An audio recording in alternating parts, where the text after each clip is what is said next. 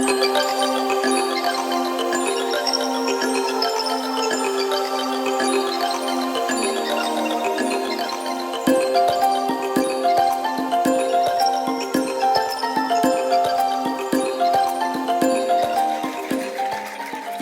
everybody. Welcome to the Fandom Post Radio Podcast. I am your engineer, Kate, and joining me this week is a full house. We have Brendan. Hello. Kestrel. Yo. Kane. Hello. And DJ. Hello. And we are here to talk about anime, and we're the fall season of 2020 that we will be discussing today on this here podcast. I am trying my damnedest to be awake for this, because the time change is not treating me kindly. So, here we go, buckle in. Yeah, I left the office today, and it was dark outside, and I immediately was like, I cannot stand this. Will not be having it. If we want a different opinion, I'm a big fan. Put it down for the record, DJ hates the sun. I hate the sun, and I hate sleeping. Oh. I mean, I'll say, getting an extra hour of sleep was nice. True. And when I would, go outside to go to an office to go to work, it was depressing when I left the office and it was dark. But now I just don't leave my house, so it's okay. And now it's always dark. Yeah. And my setup in this place, not great for blocking out all the light for when I'm trying to watch stuff right after work. So the fact that it's now dark and I don't have to worry about that means there's no glare and it's perfect. Just get some blackout curtains. Oh, I have blackout curtains. Out of my room. I painted my walls black too. My room's just all black. So hot topic of you. Kestrel didn't really move to LA. He's he's the weird guy who lives across the street from me, who never leaves his house and has blackout curtains. I mean, I say I never leave my house, but really that means that I leave my house all the time, just not for work. Kestrel in the sunny land of the sun. Yep. Is it true, like, if it rains there, people don't know what the fuck to do? I'll tell you after today, because it is fucking downpouring. Neat. I know when my brother lived in Arizona, that was the case. Yeah. Same when, Texas gets any snow. Yeah, the whole fucking city shuts down whenever we get, even a quarter inch of snow. Same with your power grid. No. Anything south of Maryland does not know how to deal with snow, to be fair. That's crazy. They won't cancel schools in Chicago unless there's at least 6 inches, and they're expecting 6 more. Yeah. Oh, for sure. That place is a whole other animal. That's They cancel school here for everything. They canceled school when the Astros won the World Series. Yeah. Yo, don't even talk about that. How about them Astros? Oh no. Is that a situation where, if you lose, you burn the city down, and if you win, you burn the city down? Definitely what Philly does. Yeah, that's what Boston did. That was... Yeah, a lot of places are like that. Yeah, there really wasn't it was a lose-lose for the city, and that's in that standpoint. For sure. I'm not really all that upset that they lost, because it was incredible that they even got there in the first place. So I got my hat. I'm good to go. Ready for next year. Yeah, I think most people were. Yeah, there were 4 states. I saw a survey, 4 states wanted the Astros to win. And Texas was probably one of them. Oh, yeah, absolutely. Which doesn't really count. The Astros are huge here, but it's I am in Houston, so I'm at the Mecca, because I grew up with everybody idolizing the Yankees and Derek Jeter and all that jazz, and it's Jose Altuve here. That little beast. Yeah. All right, this isn't a baseball podcast. It's not a baseball podcast. It can be. I'm what's baseball? I'm everybody here is what, all my coworkers keep getting, tickets to, the fucking, Patriots games. And I'm we're not even a team anymore. Yeah, we probably should move on to anime things, because I know that this season was hyped as having a lot of shows. And I know some of you folks here were watching a fucking shit ton of shows. So they're always watching a ton. There is at least one sports relevant podcast though, or anime this season. So yeah, I'm watching at least 2 sports anime this season. Yeah. Which sports? We'll get to that maybe. First news. News. Yeah, so I'll try to get through these quickly since we have lots of anime to discuss. These are all fairly recent pieces of news, past couple weeks. First one, we are getting a third season of Yudo Camp confirmed. Also, the movie will be on Crunchyroll this month, so Hell yeah. look forward to that. I certainly want to watch more Yuru Camp because, as we'll talk about later, DIY Club is fine. It doesn't scratch that same itch though. Mm-hmm. Yeah. Next thing, there is a new Lupin the Third prequel anime coming called Lupin Zero. It's gonna be 6 episodes. It's gonna be premiering in December on High Dive and other services in Japan and worldwide for the simulcast, and it's gonna have its world premiere at Anime NYC. But Anime NYC is all fucking lottery this year, so I have no idea if I'll be able to see it there. But still not too far off. We're getting it next month either way. I didn't know it was a mini series, but I'm still excited. I'm surprised it took this long to get one, like Yeah, a prequel or anything like that. Considering how long Lupin's been around and how much crazy shit they've had him do. Mm-hmm. Yeah, that's true. Do you know how far back of a prequel it is? Like, I want to see baby Lupin stealing candy from other babies. I mean, it shows him as like, I don't know, does it say how old he's supposed to be here? He looks like preteen, like maybe he's like 10 years old. Yeah, 10 to 12 maybe. Nice. And speaking of Lupin, kind of, they didn't announce anything Lupin related, I don't think. But Discotech had one of their online stream panels. And they announced a bunch of stuff as usual. Nothing I was super excited about, but lots of stuff as always. They've got Aim for the Ace, Gao Gaigar, both the series and the OVA Gao Gaigar final. They fleshed out a bunch of information about their English subtitled release of the Japanese version of Digimon Adventure, which is going to be even more astro-resed and even more amazing looking. Their Japanese release of Sonic X, some news on Saint Tail, a new re-release of Ghost Stories, bunch of stuff. Saint Tail, Jesus Christ. Yep. New release Here, on another release Ghost of Ghost Stories. Yeah, wait. 100%. How many times has Ghost Stories been released at this point? They keep selling it, so Is it apparently like They're like, this won't get us canceled. just the same exact thing? They're just releasing it again. Yeah, I think this one might be Blu-ray for the first time, and they've got an interview with Stephen Foster. Like updated cultural references.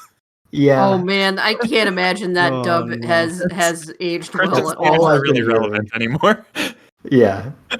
All I've been hearing from people reacting to this is like, yeah, has anyone watched that dub lately? Does not hold up. I streamed it for some friends last year, and I was like, wow, yeah, Was it one of those situations where you're like, you guys are gonna love this? It's so funny, and then you put it on, you realize not only is it like not funny anymore, but now nobody thinks it's funny. Luckily, most of them had seen it already as well, but we were all like, oof, yeah, this did not age well. But yeah, they were kind of, I mean, when they did it, they didn't really care anyway, so I mean, yeah, people keep buying them. That's true, at least for the cultural piece, you could say it is considered. Yeah, I don't know. I watched it a long time ago as well. I remember it being kind of funny and silly, but yeah, I can't imagine even turning that on for 5 minutes now without cringing. 5 minutes is generous. All right. Next piece of news, our mandatory sad piece of news. Voice actor Michael Kopsa has passed away at age 66. He was a Vancouver Ocean Group guy from way back, and he's probably best known as the voice of Char Aznavour throughout the original Mobile Suit Gundam series and Char's Counterattack. Damn. Yeah, that one sucks. Especially because I really like I like a lot of that English dub of Gundam. Mhm. I kind of wish the movies, at least the movies, got it in the set, because I think those are just the Japanese dub. Yeah. Yeah, they were originally dubbed even before Ocean ever did any of it in LA, but that dub has been like lost to time. But yeah, super sad. Okay. Next piece of news, we have the latest people who are supposed to be making Your Name into live action for some reason. So the director of Raya and the Last Dragon supposed to be doing it now. I think it's supposed to still be produced by J.J. Abrams and his production company, but new director on board. So see if this ever happens or who it ends up with. But that's the latest news on that.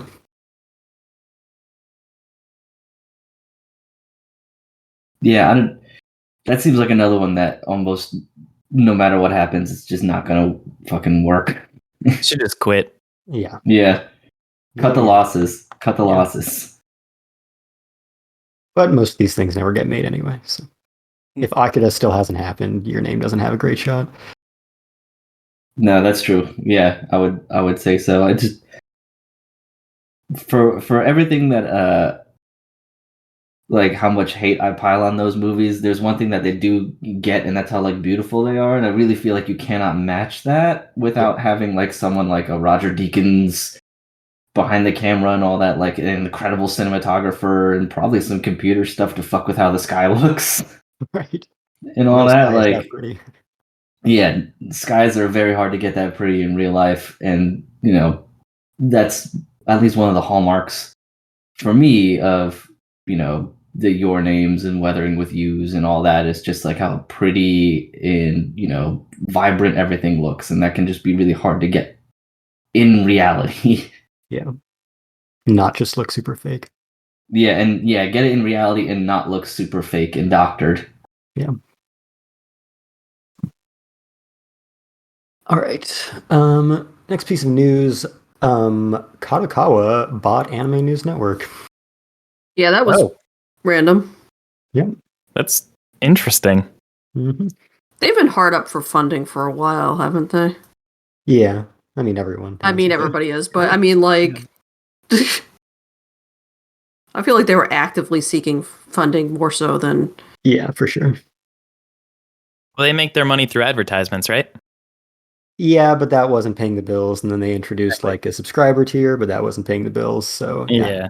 Everyone who makes money off of advertising right now is exploding. So makes sense. I can't imagine many people wanting to buy a Plus subscription to Anime News Network. Nothing against Anime News Network, but I think that's especially hard to ask with the internet, when most of the things that Anime News Network would report you could find elsewhere. Exactly. Pretty easily. Like for that kind of stuff, it's kind of like you subscribe to things like the Washington Post and New York Times or whatever for like the people who do the work in the opinion pieces more so than the news. Since you can get the base news anywhere, it's more like the people who do it. And I honestly don't know enough about ANN to know if there were people involved that like were highly respected that had their pieces sought out. Well, there was no paywall for content. I think it was just to like get rid of ads and stuff. I guess it's a little bit different than I didn't know if it was like get exclusive, first looks at reviews and things like that before they go up. But if that's not the case, then it's a little bit different. Yeah, sure. Yeah. They should just ask people to pay $8 a month and see if that works. That's a foolproof plan. No way it could fail. Yep. All right. Next piece of news. So the Kaguya-sama manga has officially ended. And so we're getting a movie coming out very soon. That's also getting the first like half an hour of it premiering at Anime NYC. Probably won't get into that. Probably won't even get into the autograph session that they have with Aoi Koga and two of the producers. But anyway, like the only reason I would have gone at this point. Yeah. But the news is that the creator of Kaguya-sama, Akasaka, announced at the end of the series that he is retiring from drawing manga. He's still going to write them. He's actually got a collaboration going on right now with the artist of Scum's Wish, which I think is getting an anime next season. But yeah, he announced that he's going to switch gears and not draw any more manga. I respect the decision to know when to stop killing yourself. 100%. Yeah, it's a good pivot. I feel like a lot of mangaka could benefit from going that direction. Yeah.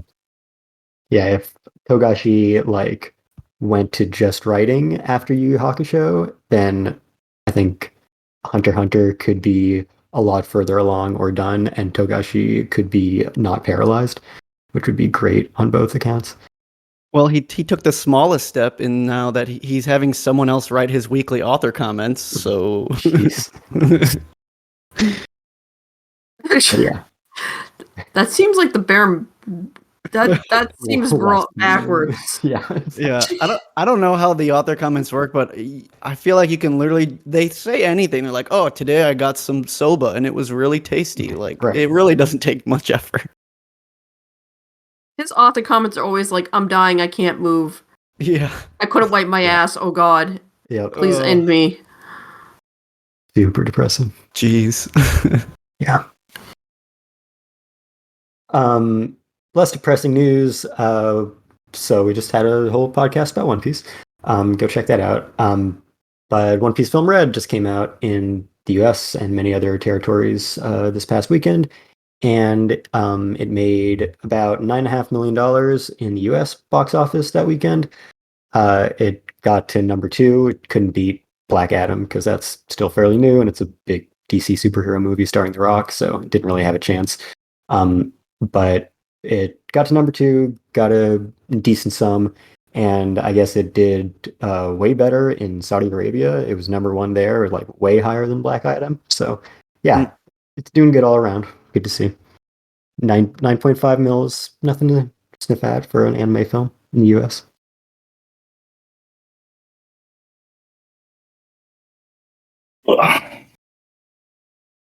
Yeah, Anyway. I kind of wanted to go see the One Piece film, but I can't get a date. So Yeah, I'm having trouble finding the time, so I'm gonna have to watch it another time. Hopefully it'll be in theaters for a while, so yeah, have more opportunities. But yeah, anyway, that is all the news I had for this here episode. I had something that is, I think it was yesterday that I guess if I just want to tag on more sad news, Sure. but Yeah, sure. Why not? yeah, why not? There's not enough of that in the world. But it was announced that a key member of the Golden Kamuy staff passed away, and the current anime season is going to be postponed, which is a huge bummer. And I don't think they've announced who exactly, but they just said a key staff member. So It had to be pretty important that they just, pulled the rug out from under it. yeah, I'm sure there'll be like an official announcement soon, but yeah, just respecting wishes and stuff because I think they passed on November 1st, so still pretty recent.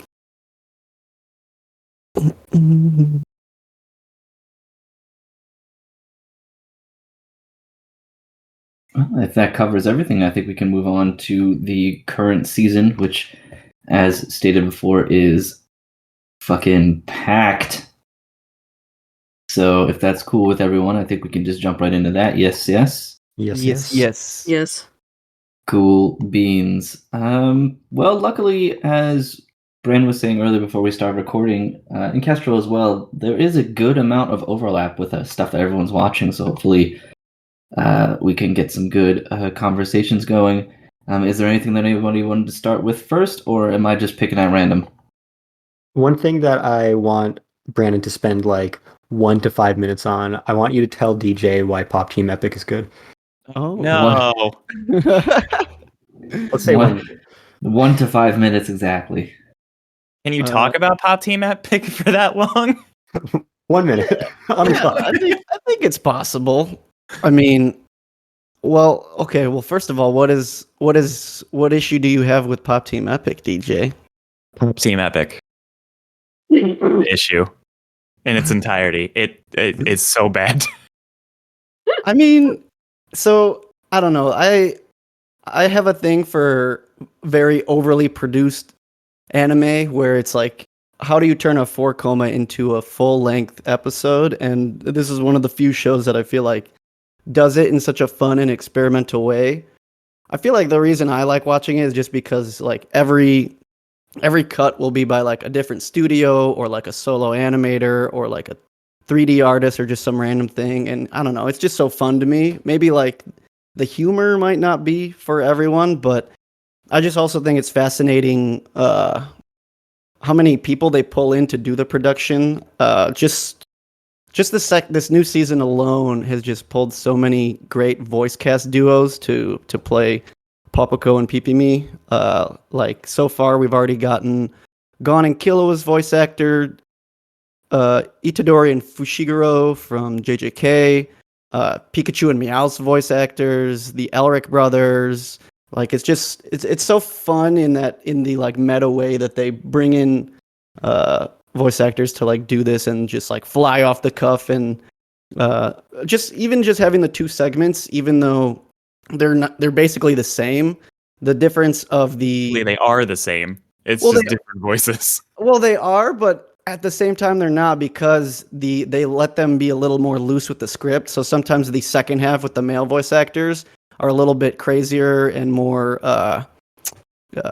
ad-libbed in a way. So I don't know. I think it's a really fun show, and I have it rated so highly just because it's so unique, and I've been loving it so far. I just have like a soft spot for that show. It feels like they just turned the A board on 4chan into an anime.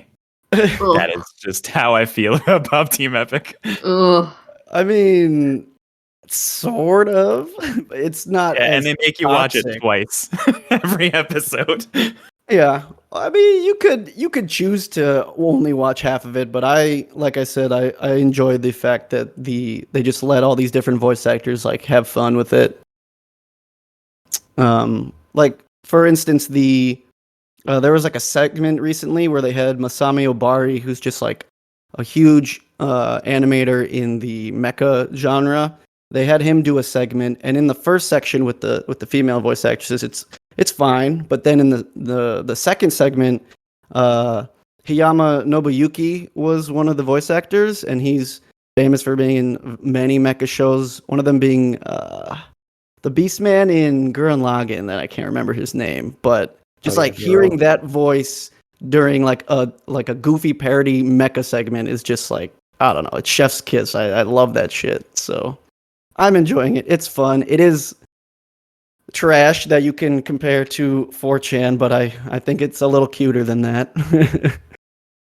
For the record, I also don't like Pop Team Epic. I just don't hate it nearly as much as DJ, and I wanted to see that dichotomy expressed here. Thank you, Castro. That's fair. And we got about 5 minutes of talking out of it, so Yeah, nice. mission accomplished. Oh, I don't think I've ever watched an episode of it in whole, but I've seen little clips of it, and they do make me chuckle. So I can't say that I hate it or would hate it. It would probably be something that I would at least kind of like. There That's was perfectly fair. one moment in the very first episode that made me smile, but I think that's just because I like your name so much. Yep. See, there you go. DJ confirmed for liking Pop Team Epic. Great show. Great. Reference is the thing I like. Fantastic. It did the reference. Well, at least Brandon, you gave it a shot. So I did. Congrats. But we can move on. Why don't we talk about a little bit of the DIY Club anime, since Spy Family and some of the others are going to be a little bit easier to talk about for one reason or another. But I kind of want to get everyone's opinions on the DIY show, especially since it seems like we're a little bit all over the map. We got some B minuses, and DJ's got it at a B plus. Dislike it. Like, It's etc. yeah, I'll start. And keep in mind, I'm a little behind right now because of marriage. But Name. yeah, Ugh, gross. sorry for getting married. That's so Uh, dumb. You're stupid. yeah, I don't know why I did that. But anyway, Wait I've till only like a seen the more first. low-key season. I've only seen the first 2 episodes of DIY, and I I think it scratches the itch that Yoru Camp scratches for me. I know you mentioned earlier that it didn't for you, Kane, but it's obviously a lot less comfortable, but it's the brand of Yashke that I enjoy, where it's sort of like the instructional Yashke, and I don't know how accurate any of it is because I have done nothing myself. I am not that kind of person, but I think it's interesting their weird world they live in where it's just like super industrialized, but there's these few girls who are just making shit out of wood still, and that I think that's cool. um the animation is odd, but I enjoy its minimalist approach, and I think the characters are fun, and it's just a fun show, and the opening is adorable, and I love it. The opening is pretty good. I agree. In terms of the like technical information, it's pretty accurate for the most part. Like as much as you could expect. I'm caught up. At least I think I am all the way. If an episode came out today, I did not watch it, but it's probably. I was thinking about this after watching the last one. I'm not even gonna put a spoiler tag on it because it doesn't matter for this fucking show. But Yeah, they're just building stuff. yeah.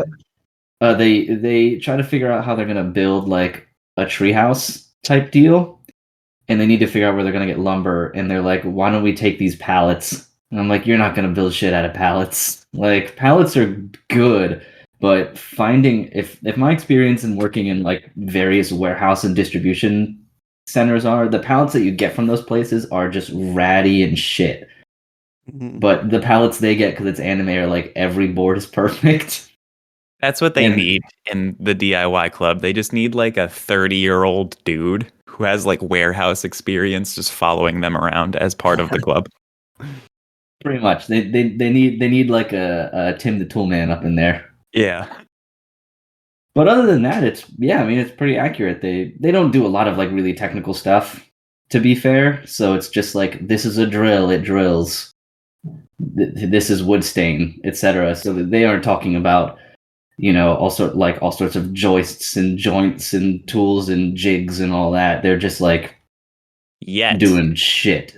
Well, yeah, not yet at least. I mean, you see them. They use like a pocket hole tool, which is neat. That's a pretty nice little thing that you can make to do like hidden screws and stuff. So it's cool to see them use that kind of thing. But yeah, that part is fine. I guess the thing that I am not struggling with because I still like the show is I don't really like Pudding at all. Yeah.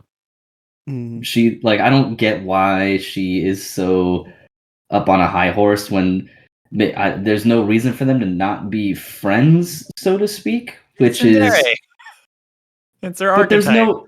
no Yeah. She's very much like to a T tsundere. Yeah. yeah, and I guess I do She was not like born that. way. Yeah, and I guess I don't like that. So that doesn't help because I'm kind of like, why are you being so resistant to all this when people are just being nice? And I would get it if you've had some like past poor experiences of people taking advantage of you, but when it's just that's just the way you are. Rational for anime. I really am sometimes. I don't understand your motivations. Pretty much. I'm like, why are you so mean to her when all she's doing is being nice? It is a great irony that Kane loves Iyashike shows so much because they so often tend to be built around like cute girl archetypes that do not follow his sense of reason at all. I guess for my built-in hypocrisy, I'm not saying it's hypocritical, I just think it's ironic. I think it wouldn't matter if that wasn't the only thing I really knew about her. Yeah. Like, I know that her mom works late and she's smart. But other than that, I just know that she goes to the nice school and she thinks Yua is a moron or something. Like that's the problem, really. Is like if you ask me to like describe Pudding's character to you, that's all I could tell you is like she's a tsundere and it's annoying, and that's about all I can come up with for the most part. Serufu is kind of a moron. Yes, She is. Both of these are true. Yeah, both are true. But I guess I find maybe Serufu's like ditziness and other things, especially because you see a lot more of her family, so you see where she gets it from. Like she's more developed to me in that standpoint, and she has like a creative energy about her as well that adds a little bit of depth. Like when she draws the fake plans for the treehouse, and there's like a train coming out of it, and like cotton candy clouds and all sorts of like trippy shit going on in it. I also like that how they have a pet pig that's constantly in fear of its life because they eat nothing but pork. I think that's fun. But I guess you don't really get that with Pudding's side for one reason or another. And I'm hoping they'll expand upon it. She clearly joins the club at one point because she's entirely in the opening theme.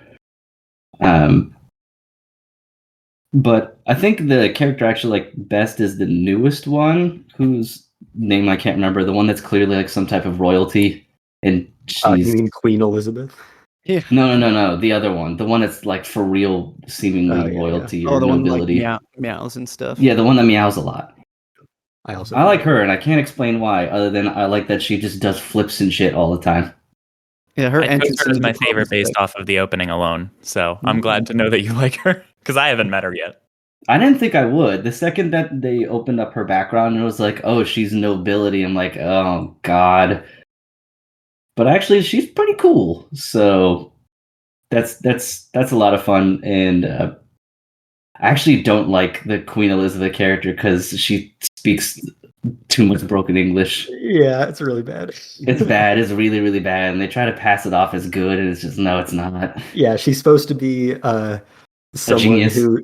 Well, yeah, she's supposed to be a genius, but she's also supposed to be fluent in English as her first language, and that's why she naturally says so much English. But it's a Japanese person who's extremely bad at English, so it does not work at all. Yeah, that sucks. Like that, yeah. Every time it comes up, it kind of pulls me out of the moment of the show because then I can't stop thinking about how poorly the words were pronounced. Yeah. Especially because the times she chooses to say English words doesn't make any sense to me either.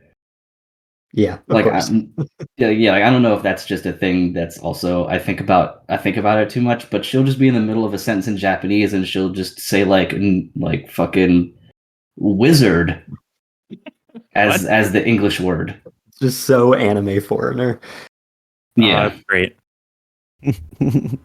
I think I was having a hard time putting to words why I like the show as much as I do.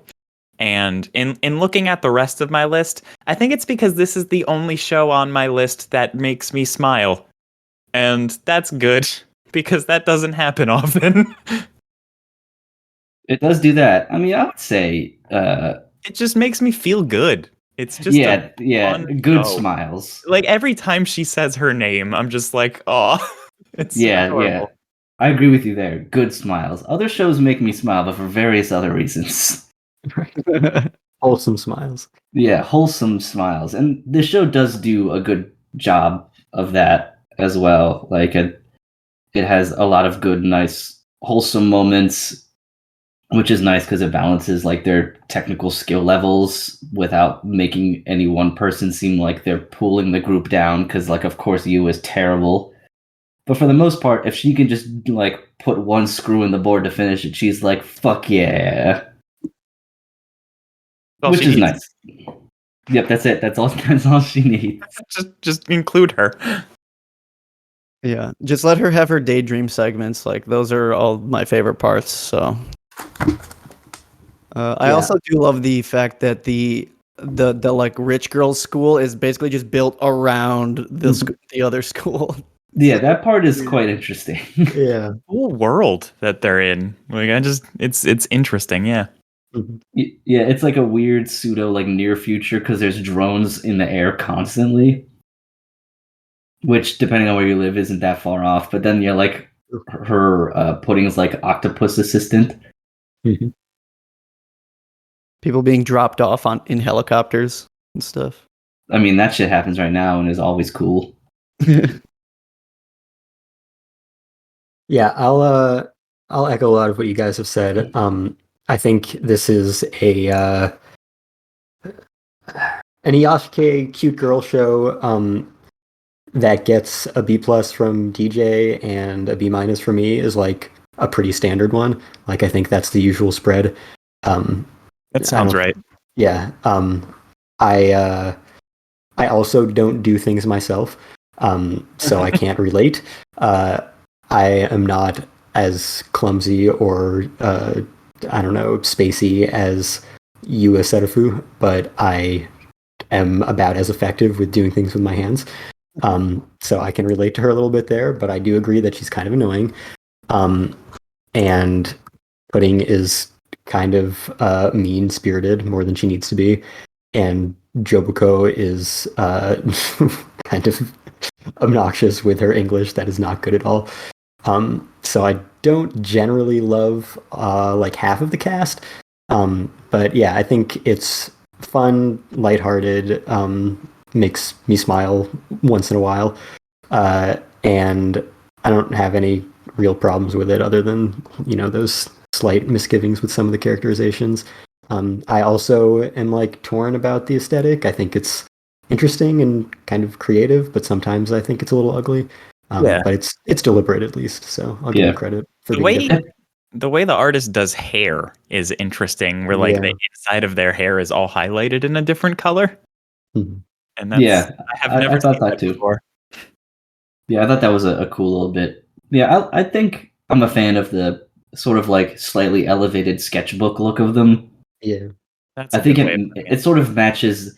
To me, I thought this kind of matches the DIY structure of the show because it looks like it was quote unquote like hand drawn them like yourself more so than done by a computer in a way. I don't know if that part's on purpose, but it's what I thought of. I was like, oh, it's kind of rough looking on purpose, and that's how a lot of DIY stuff turns into is kind of rough looking, but still good. I think But that works. yeah, But yeah, I'm I think- enjoying it. I also like how Yua ends up in the nurse's office every single day, and they keep track of it, and it's a miracle if she doesn't. Yeah, That's where she gets her attendance. Yeah. exactly. Thought you were gonna miss a day. Yeah, it doesn't like your camp affects me emotionally. This show does not do that at all. It's pure fluff. Yeah, I agree. Yeah, Eurocamp Yeah. has like several moments that like hit, but Yeah. I don't think Yeah. that this show will ever even attempt to do that. It doesn't seem like it's thing. Yeah, I don't think it's trying for that. Exactly, yeah. Your camp just has like such an atmosphere to it that like I'm transported into this world with them. This one, it's like, yeah, it's on my TV. It's fun. Yeah, it's good that they don't because I don't feel like they could pull it off. Yeah, no, not with this kind of show. It's a little too comic-y for that. I feel like the laid back direction and the very archetypal characters it reminds me of like watching like a retro or like 90s slice of life show. Like I feel like this cast of characters could be in something like School Rumble or something. Like very like typecasted characters with no real goal, but it's entertaining enough to watch. Like these shows aren't usually my cup of tea, but yeah, I'm enjoying it to an extent. Awesome. Well, is that cover it for everybody pretty much? Yeah. I think I'm good. Cool. Well then, let's move on to something else. I'm glad we have this list of all the ones we have in common. Why don't we just talk about Gundam? Yeah. Yeah, let's just Thank jump. you, Kestrel, for telling me that I would like this because it is the Gundam for me. Thank you for proving me right. It definitely is. Now that I think about it for a half second. Absolutely. Like my first question when he was like, "You should watch this Gundam," I think I said, "Is it a psychological lesbian drama?" And he said yes. So here I am with it as my number 2. Yeah. This is one of the shows I am caught up on, and the ending of the last episode, which I will not talk about because spoilers, was fucking fantastic, and I love that out of this show. I didn't it's been a long time since I've seen anything Gundam, and I'm talking like I was probably like 6 years old watching Toonami. That's my last experience with Gundam. So I have no idea if that is like typical for this series, but I am down with the heavy moments. So bring it on. The one thing you need to know about Gundam is that people die, often brutally. Yeah. And people I am do tired have of mommy people being issues. afraid of killing characters. Yep. Gundam is not a Everyone series does. for killing characters. Nope. Yeah, No, they don't nobody's shy got away plot from that armor. shit at all. Nope. Yeah, I agree with you 100% on that, DJ. I think it added some. I would say much needed sort of darker, serious tones. Because I know a lot of my friends were sort of criticizing it for being like, "Oh, it's just watching a school show but with robots," and I was like, "Yeah, that's kind of true." There were some undertones to that point, especially because of the heavy, major anti-corporate vibes. The prologue was fucking dark as hell.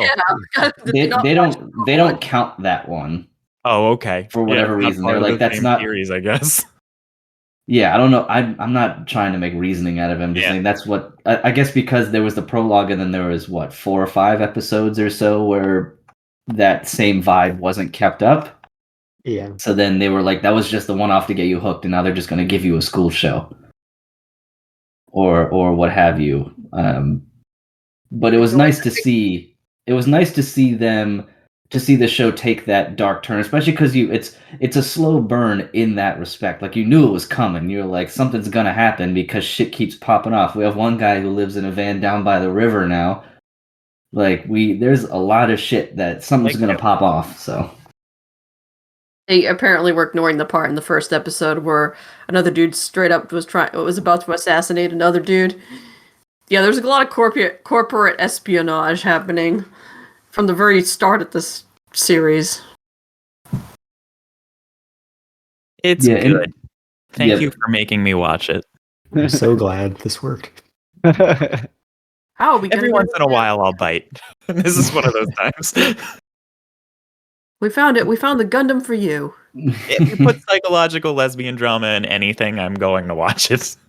Yeah, episode 1, not the prologue, but episode 1 ended, and they were like, "Now you're my bride." And I was like, "All right, pull out Discord. Hey, DJ." You got me. DJ, who's your favorite character so far? Nika. Hmm. The Earther girl, or Earth. What are they? Earthian? Is that what they're called? yeah, very weird way to put that. She's the one with the shortish black and blue hair. Mhm. Yep. Yeah. The engineering type. Yeah, her. I like her. Yeah, she's cool. I have a hard time emotionally. I really like how Suletta is navigating this new life and everything, but physically I like the pink hair girl because she punched that one chick so hard she fucking rad. blacked out. Choo choo. That was sick. Yeah, Choo Choo punched that one girl so hard she gave her that fucking $2 haircut. That was a great shot. Yee ass haircut. Yeah, she messed her up, which I wasn't expecting. I was expecting a punch and then a drawn out scuffle. Instead, it was just one hit quitter, and I fell in love immediately. You know it's a good it's a good show when the premise is Space Robot High School, but the craziest part is you're like, how does Choo Choo get her hair in the suit? Yep. How does Choo Choo get her hair anywhere? I'm convinced they're mini Haros that she just pops off. Ooh, I like that In theory. this show are just fucking cool. They've all got rad hair. Yeah. What's the best Gundam name? Is it Guel Jiturk? Well, Jeturk. Yo, he's got my sympathy now. I hated him at first, but he's just had a rough He, go, like, man. he turned Yeah, around leave him real quick. alone. He's got a Yeah. good character arc going. Yeah, surprising. I like They him. needed someone to be a jobber, and he is Yeah, he's the Vegeta. that. Yeah, basically. Like, I felt bad because he didn't win he won that first one against that scrub, and then after that it was all downhill. Yeah, he went from fucking first place to homeless in like 2 days. Yeah. The one brief part he has, like near the end of the last episode, and you see in the back there's just a tent. I was like, oh man, our boy is down low. Down super bad. Yeah, it'll be interesting to see how he comes back. I hope he kills his dad. I'm just saying that right now. Yeah, I hope all of the adults die. I'm scrolling through like random classmates' names, looking for the most Gundam-esque Gundam name, but they're Pan relatively That's a cool name. they are relatively restrained for Gundam names. Yeah, Yeah. other than Guel Some Jitter. crazy Gundam. Yeah, names, other other than Gundam. him, he's like the closest one, and the fact that they did their best to get Chu into the name of this character that's obviously based on the mouse from Utena. So I'm just waiting for the surprise character to show up that her name is like Henrietta von Eschenberg Schlachgloffen, the fourth or whatever That's the bullshit. name. Is that how they normally are? Anime has a love affair with super long German names. They just do. And Like, I Gundam don't names are like particularly saying- notorious. Yeah, Gundam names especially, but there are a bunch of shows I watch where everyone will have like a relatively normal sounding name, and then there's the chick with the long ass German name. Yeah. Every time, man. I feel like Every that's kind of time. being fulfilled by the mobile suit names. I'm not even like trying to pronounce any of them either. Besides the Ariel, like that's about the only one I can read. Yo, the Ariel so far is the Tom Brady of the Gundams. Like, I'm waiting to see how it all works, because it just seems to keep pulling shit out of its ass every time with the Gund bits and all that. It's dope. I like it. I mean, I really like Ariel. I like Ariel's design. When you don't know what's happening, just sum it all up as it's some new type bullshit. That's Yep. usually how you do it. Well, it's Gund bits Yeah. in particular. They used to be called funnels. Now they're called Gund bits. Yeah, they rebrand everything every new universe. So like, Yeah. okay, yeah, this is an entirely new Gundam universe, so there's no relation to any of the other Gundams at all, right? No. Correct. Yeah. Okay. I think How Except many times have Haros. they done something like Yeah. this? Like, how many different universes are there? What are we up to now, there's- Kane? Like a dozen? I don't. Yeah, there's a a bunch. lot. find you a giant chart that can help you out with that. Oh, there's And how- this. how There's long- IBO. There's G Wing. Gundam. There's G Gundam. We don't There's talk about G Double Gundam. O. Oh, we there's talk C. about G Gundam. How long Yes, do I they love normally G Gundam. stretch these universes out for? Because like there's So- still no like episode amount listed for this, and I don't know what to expect. Because when I hear So Gundam, I Usually think, you get two core seasons. okay, that's what I was Yeah. expecting. The original canon, the Universal Century universe, is the only one that spans for like 5, 6, 7 series, and that's the one everyone's like, oh, you need to watch this, which is why people are always afraid to get into Gundam.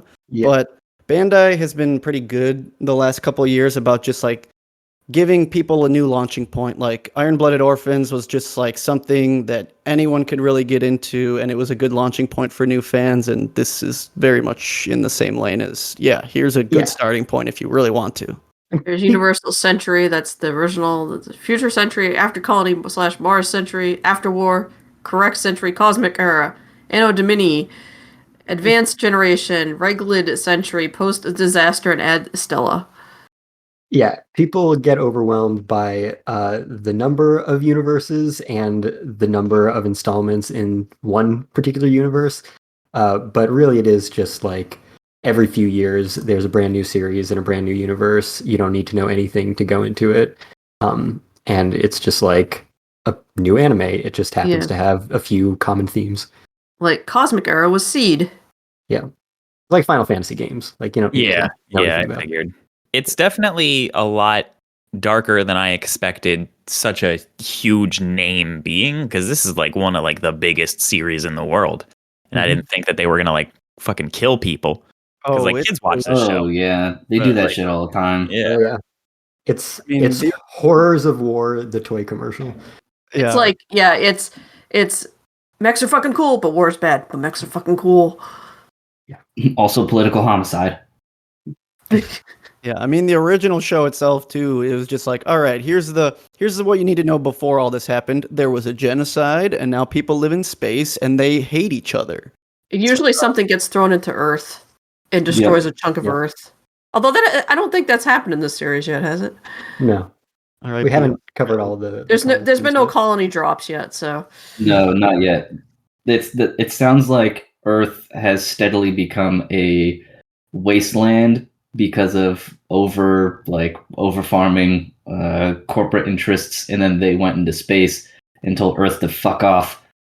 And that seems to be the major difference here, is that the people left on Earth either can't afford to go up into space, or they want to try and save what they can on Earth. And the Spacians or whatever are like rich corpos.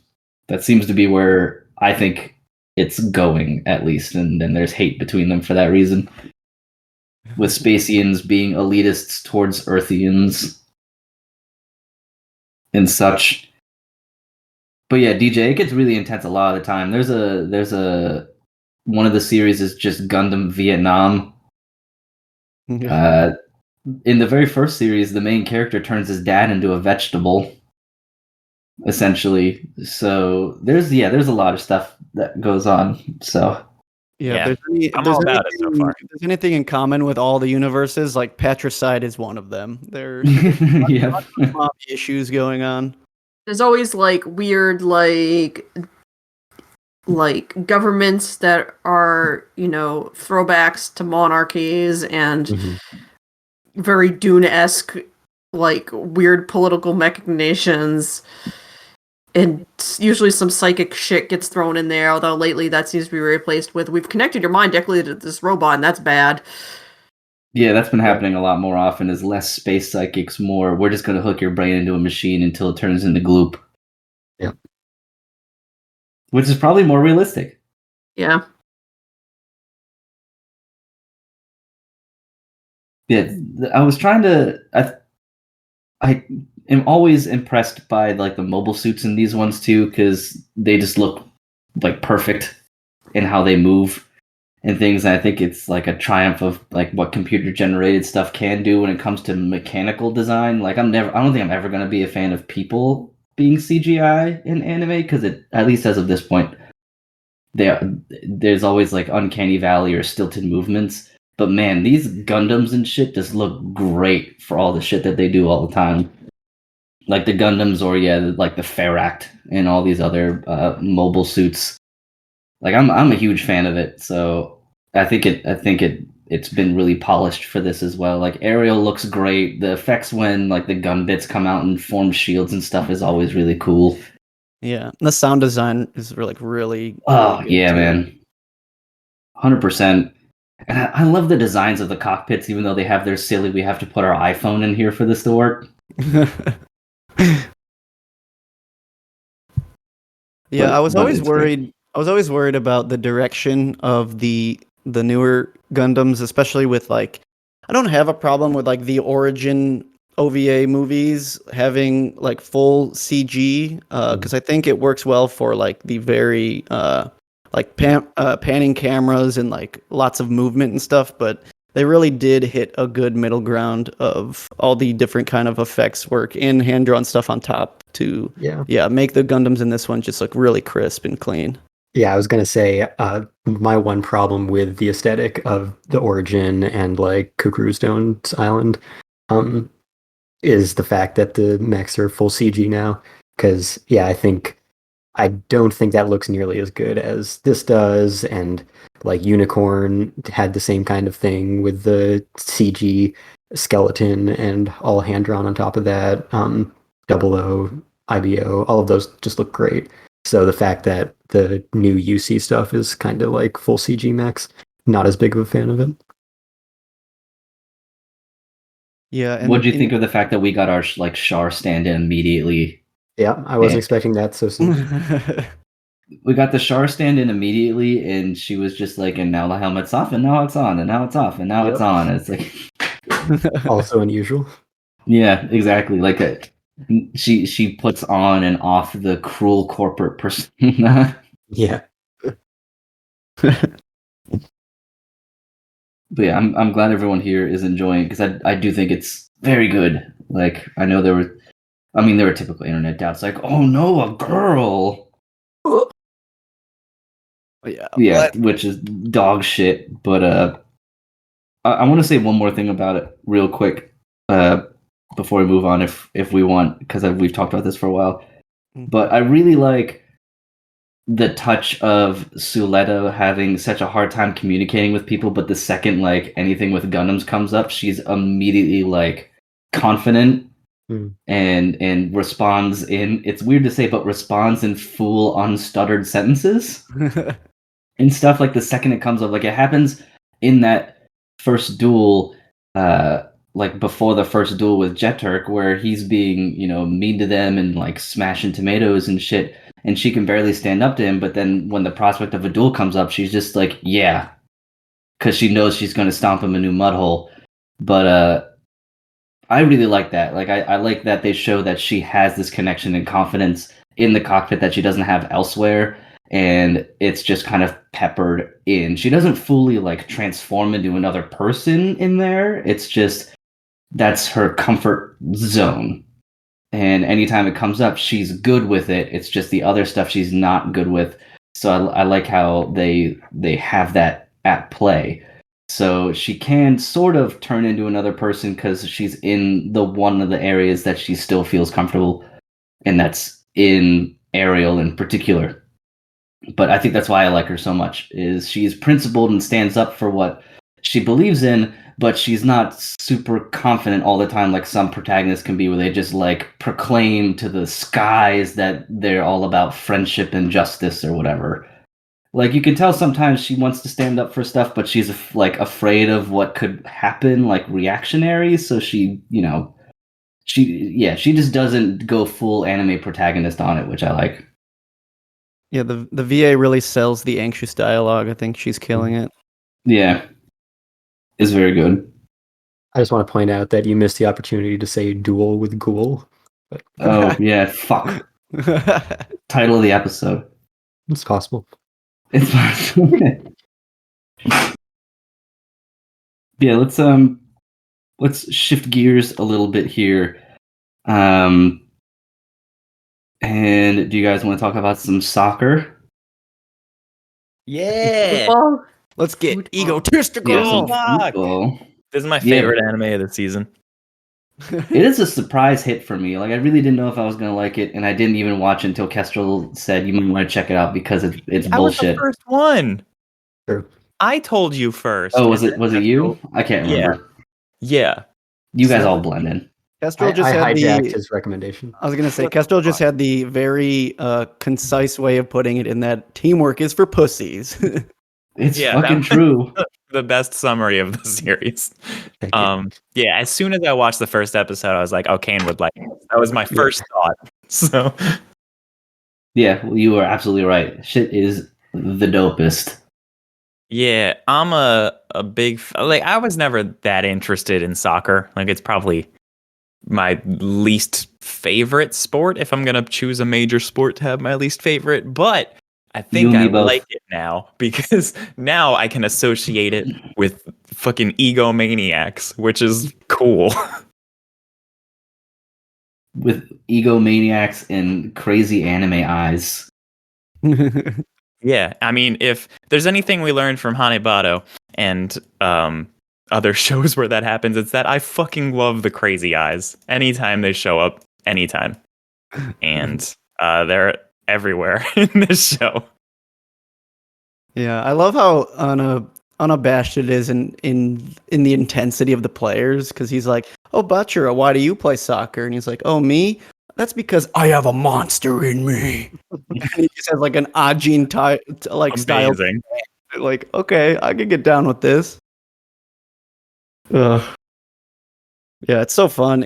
I mean, well, that's the thing. It's teamwork has just been so played out as a trope for any kind of just like shonen, whether it's sports or not. And it's like, yeah, I get it, the power of friendship, blah blah blah, that's cool and all, but like, when are people gonna stop caring about their friends and start caring about winning? And it's just scratching that itch.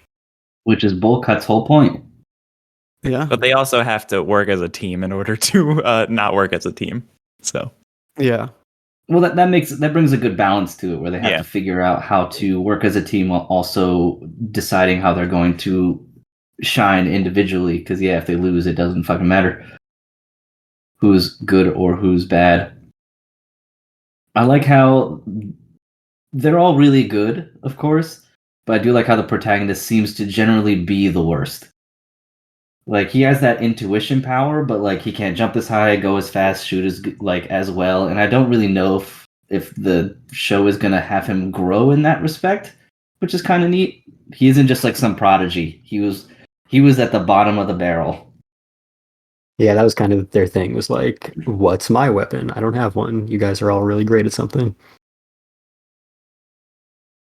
Turns out his is, I guess, I don't know anything about soccer really either, but to put it in like sort of more basketball terms, like court vision. In that way, like he can kind of see openings and opportunities where others may not.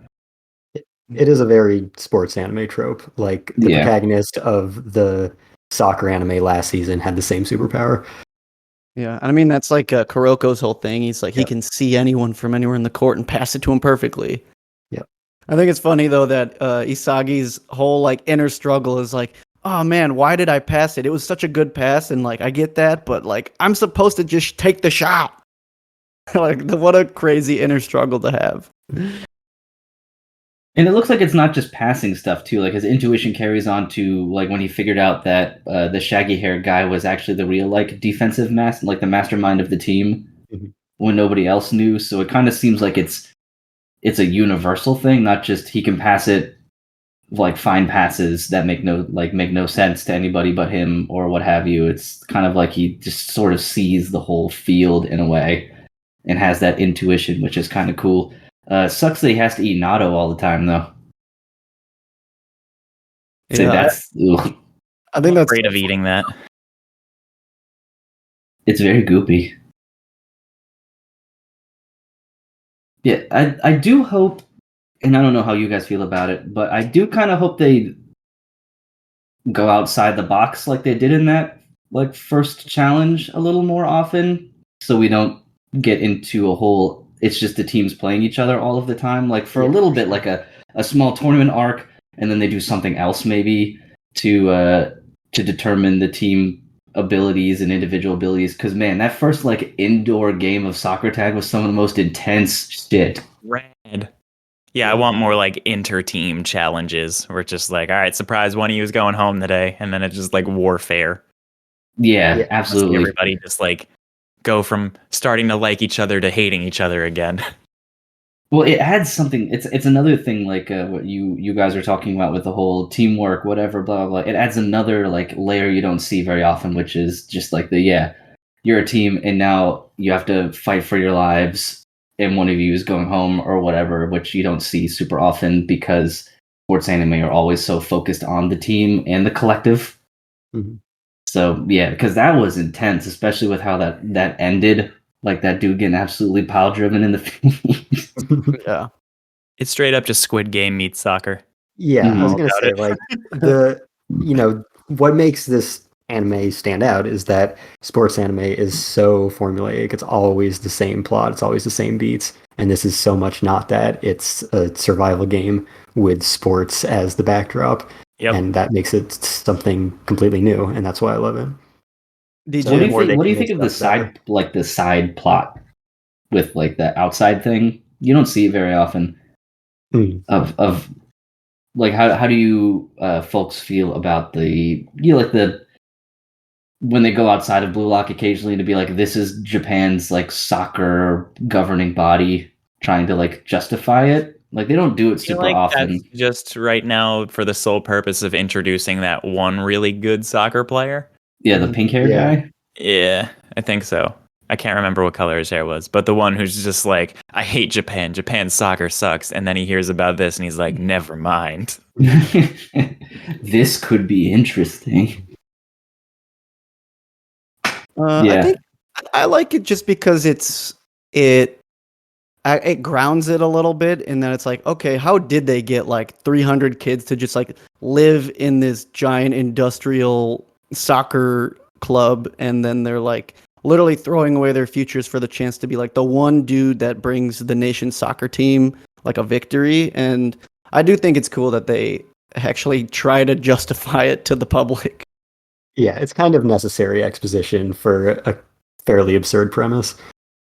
I also, underrated part of the series, I really like how Ego explains why the Japanese are good at baseball.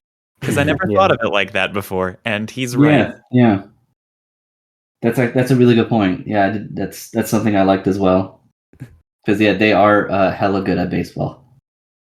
Yeah, I love thinking about the fact that because like before every match or every training segment, Ego like talks to the team about like what their next thing is doing and like why they need to do this to be the best. And it's like, wait, so is he broadcasting that to them? Because he's talking to them like directly. So it's like, so is he doing this all day, just like rotating between all 25 different teams and just like shouting his philosophies at them? I had the same thought. I like to believe that that's what he does all day. Yeah. And Totally looking at them naked gets a little creepy there. DJ, I'm glad you brought up Squid Games because that was my elevator pitch to one of my friends. I was like, you might not be into soccer, but think of it as like it's Terrace House, but it's Squid Games and they play soccer. I fucking love Squid Game and I fucking love Terrace House. So. Ego is just Mito Suji from Yowamushi Pedal. I just have to put that out there. It's the same character. I And was they air shocked. on the same service on the same day this season. I was shocked to find out that Raichi's voice actor is not the dude who does Bakugo. It's Yoshitsugu Matsuoka. Oh, Which no. once again proves that his range is fucking insane. Because He does I have an amazing range. I never know when it's him. He just has so many voices. He has a quality to his voice that I always know that it's him, but I'm always impressed because it goes so far in the opposite direction. He's so talented.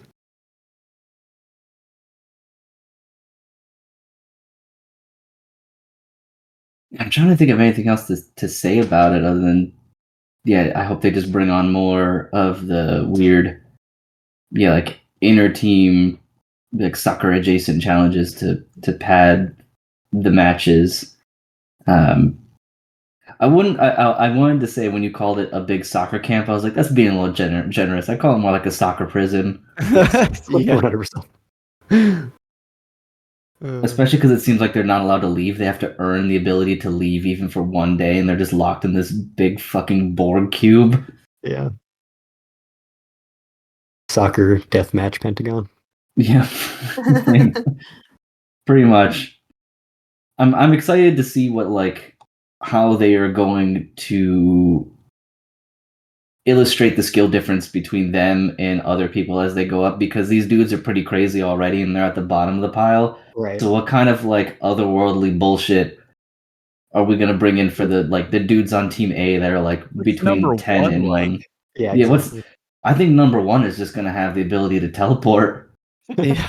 He's gotta be. Or he's got what can his power be? Brings you to your knees. Yeah, Emperor's Eye, exactly. I'm interested in that He's too. Gonna have a stand. I can't full-heartedly believe that this entire team is going to make it until the very end, until one of them is chosen, just because it's like they have to go through so many other talented people. I don't know. I do wonder how that's going to work. I have to imagine. I said more than half of this team is going to be gone. Yeah. They're just going to get whittled down. Right. Yeah. Yeah, I think they're going to alternate between the inter-team and intra-team, I guess, where it's the team battling as a team, eliminating others, and then the team battling within itself to eliminate members of the team. I wouldn't mind if they even just gave us an episode where they don't even focus on them, and they just show us a match between like Team A and B. I just want to see what's going on right now. See how high of a level they are. Yeah. It's gonna be like the fucking fight between Jiren and Goku, where you don't even see the soccer ball, the feet move around. That's exactly what I was thinking. They're like, where are the players? I don't even see them. It's just gonna be a bunch of blurs until a ball ends up in the back of a net. And it's not gonna be in the back of the net. It's gonna be through the net and probably through all of the walls of Blue Lock. I think it would be fun if like each of the levels subscribe to like a different sports anime trope philosophy of like, your lowest level is the super grounded sports anime, and then your top level is just the completely absurd like Prince of Tennis, Birdie Wing, Kuroko's basketball superpower shit. Birdie Wing. That's a name I didn't want to hear again. Sorry. Can't wait for season 2. Yeah, wow, great. I'm glad of all the shows that one got a second season. So cool.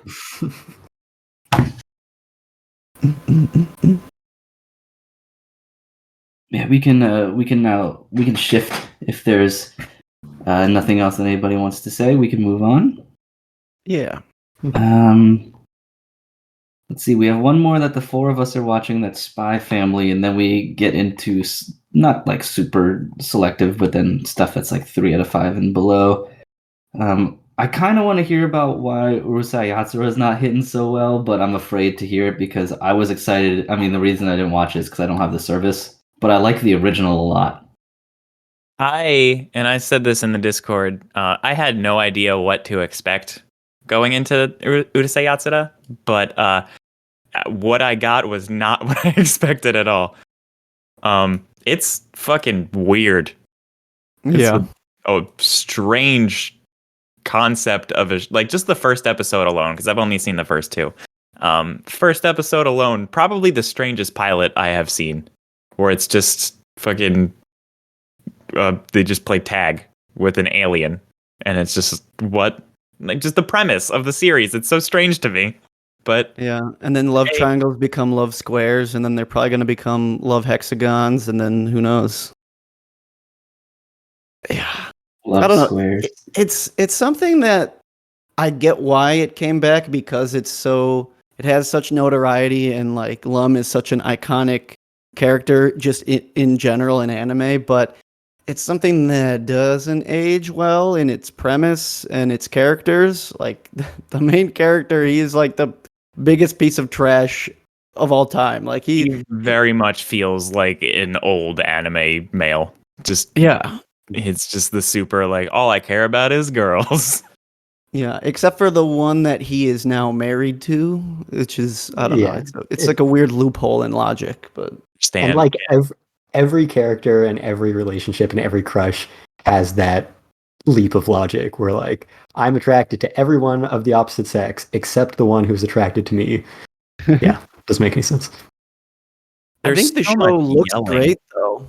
I think it looks great. Like David Production is really making the colors pop.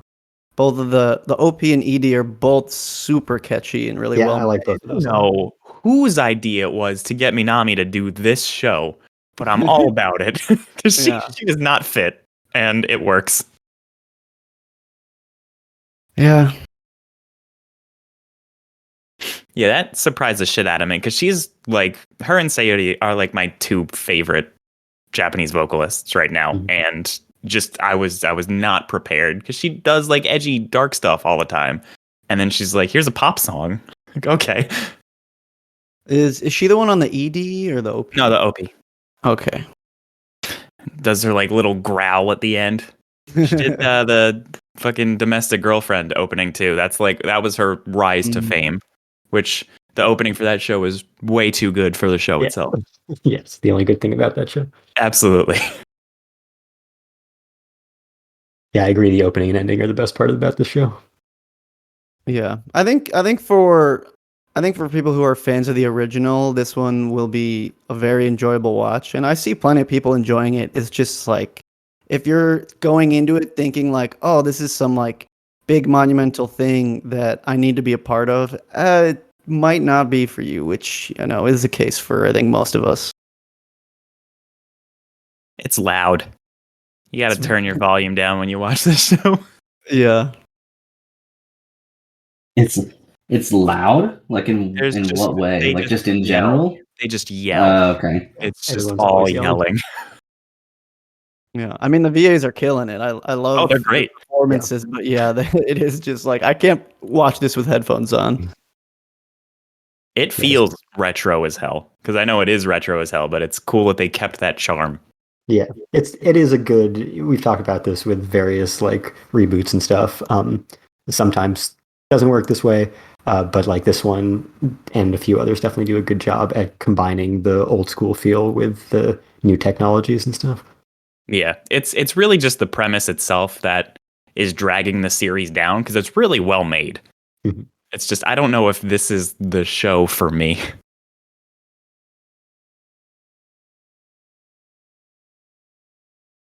Yeah, I still gotta check it out sometime, but it just hasn't been on the priority list. But yeah, I can. I mean, I can understand all that. That's always a risk when you do something like this, like bringing a show back, so to speak, um, in that way. But still, I'll check it out sometime. But yeah, we can shift onward.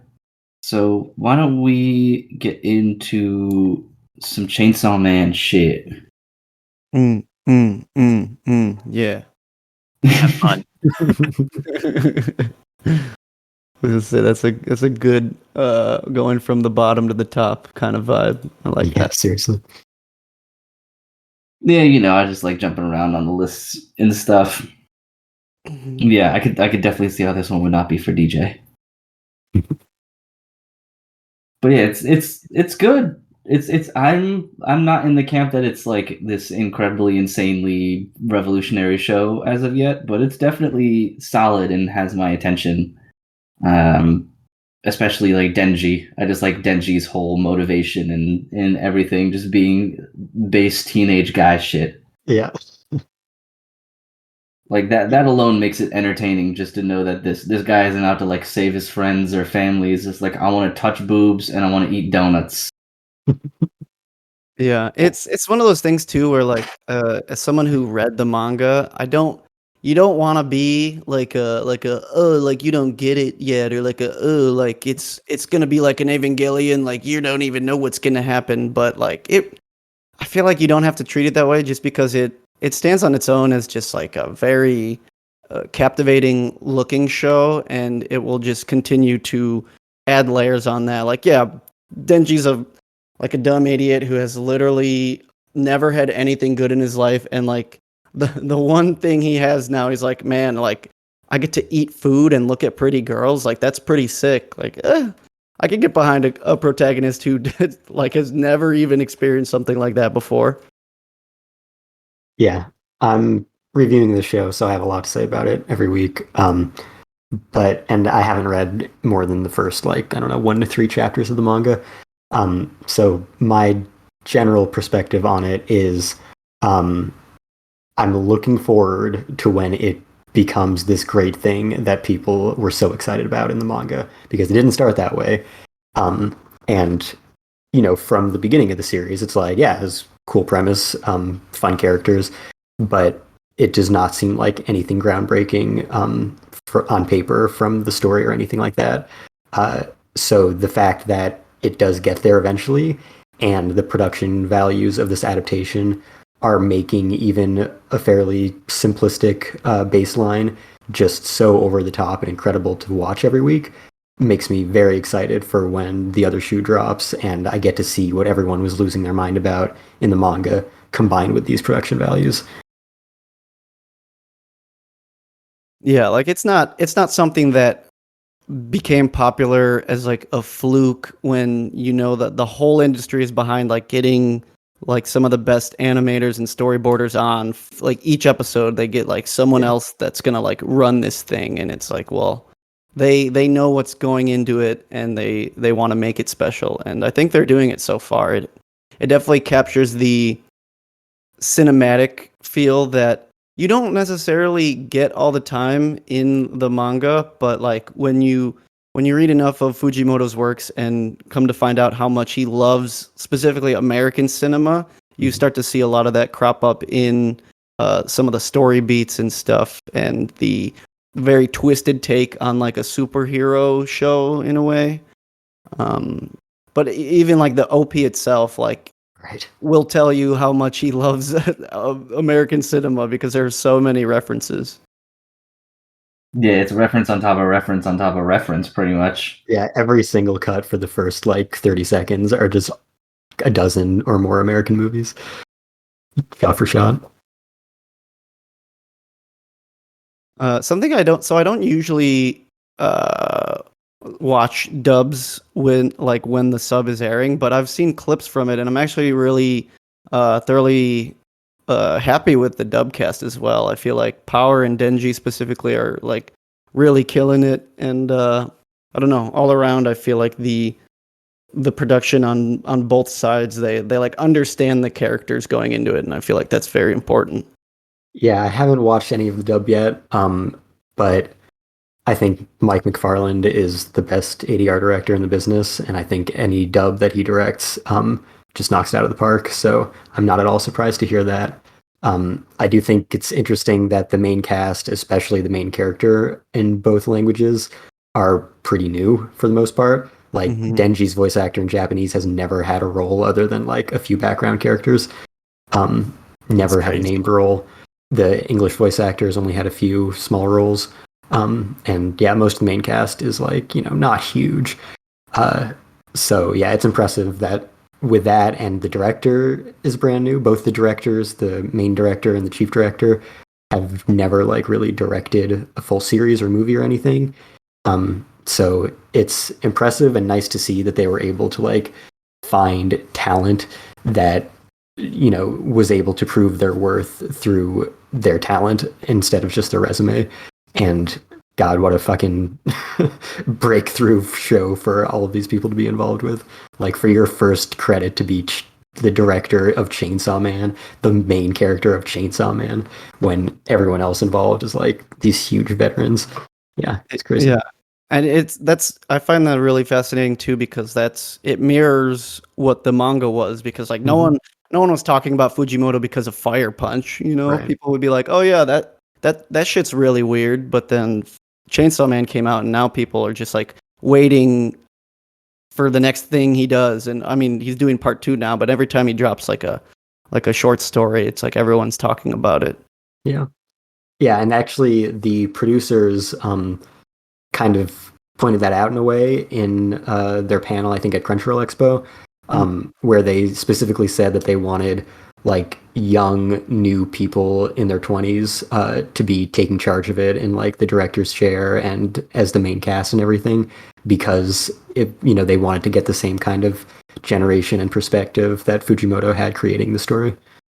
Yeah, and it totally makes sense too, because like if there's anything that like the new social media era has taught us, is that there are so many talented individual animators online that even like a year or two before the anime came out and like when the manga was still going, people were making anime quality like just scenes from it, and it's just like that you just know that there's people that want to be involved in this that have never had their big break, that like want it to be here and now. Yeah, I think it's awesome because it's working out. Yeah. I don't think I was prepared for how like gory it is, at least in terms of like straight up people gore. That is the one thing I was absolutely promised about it.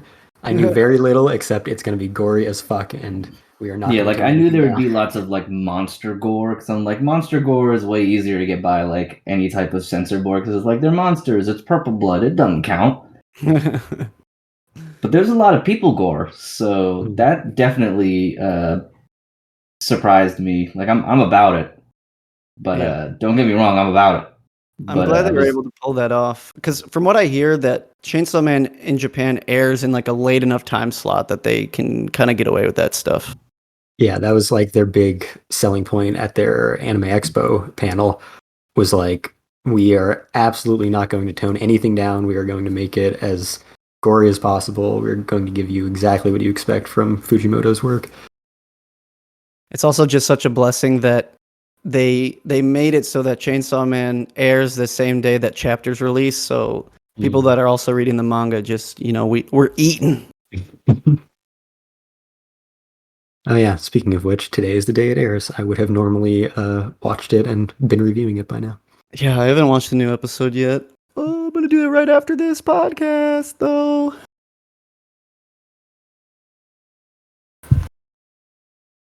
Yeah, it's been very enjoyable so far. If it's gonna do something cool like that, I'm looking forward to it. Not that I would dislike it, even if it wouldn't revolutionize or do a shoe drop thing, because it is super fun. Yeah, exactly. Regardless, just like the whole just outrageous power of chainsaws just kind of bursting out of you at various places. Though it looks like it's based off how much blood he has in his body on that one fight where he just had that little chainsaw. Yeah, I think it's cool too that the power system in the anime feels very straightforward, and they've explained it like slightly so far in the show where the more a concept is feared, the stronger that devil is, and like it's a very like easy thing to understand, and it's like, oh, of course the zombie devil is going to be this like insanely powerful creature, and like the chainsaw devil, like, yeah, chainsaws are pretty scary if you hear one rev up behind you, but I think it's cool that it starts off very simple, and then they like Fujimoto's able to expand it in a way that makes it a very compelling way to move the narrative forward, because when you meet like a new devil and they announce like, oh, I'm this devil, it's like, oh shit, that's a pretty fucking scary thing.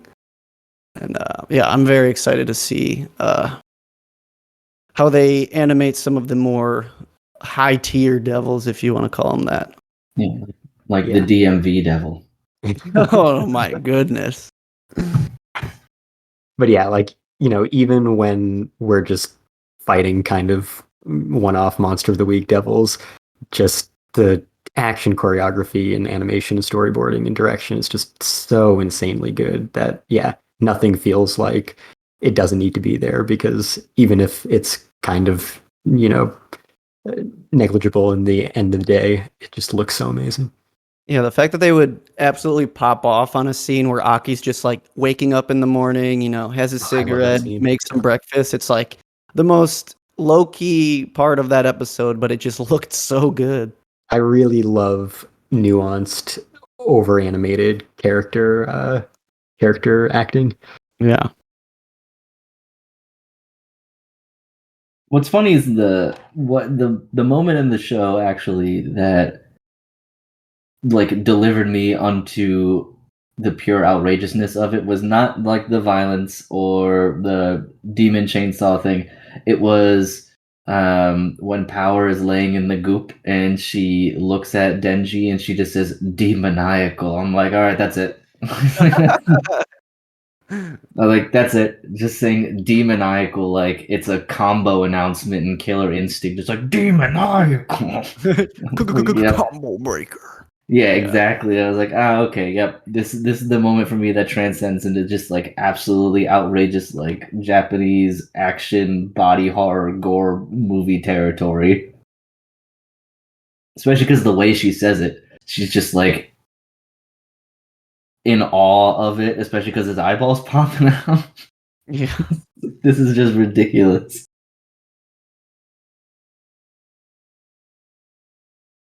Yeah, I'll probably watch that episode after we're done recording as well. But why don't we keep the train rolling here and Did we sell you? No. Okay. That's fair. Dang. I don't think we said a single thing that would raise an eyebrow. I didn't hear anything about lesbians.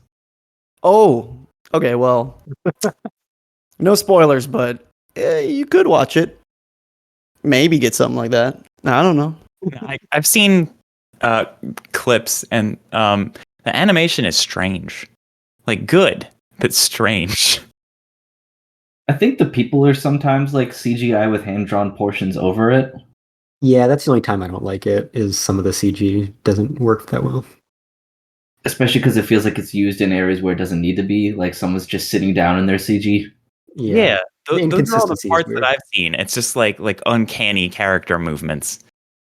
It's a very small percentage. I think there are some moments that they probably use some rotoscoping in because there are some very fluid natural human movements in the show that Yeah. you normally get. I thought the same thing when I was watching like the last episode in particular. I wonder if they rotoscoped any part of this. Like I know They at that's least had reference for Aki in that whole sequence, if not rotoscoped. yeah, because it was so smooth. And I know that anime has used rotoscoping before, so it's not like something that's like foreign to the medium. Yeah. Yeah, that part is true, DJ. That does happen sometimes where it's just like, oh, why do they have to be CGI? They're sitting down, like just with a hand on their mouth or whatever.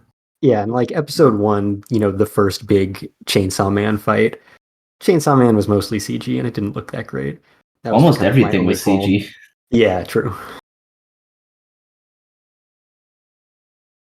Yeah, it's just never gonna work for people for me. Like that. Yep.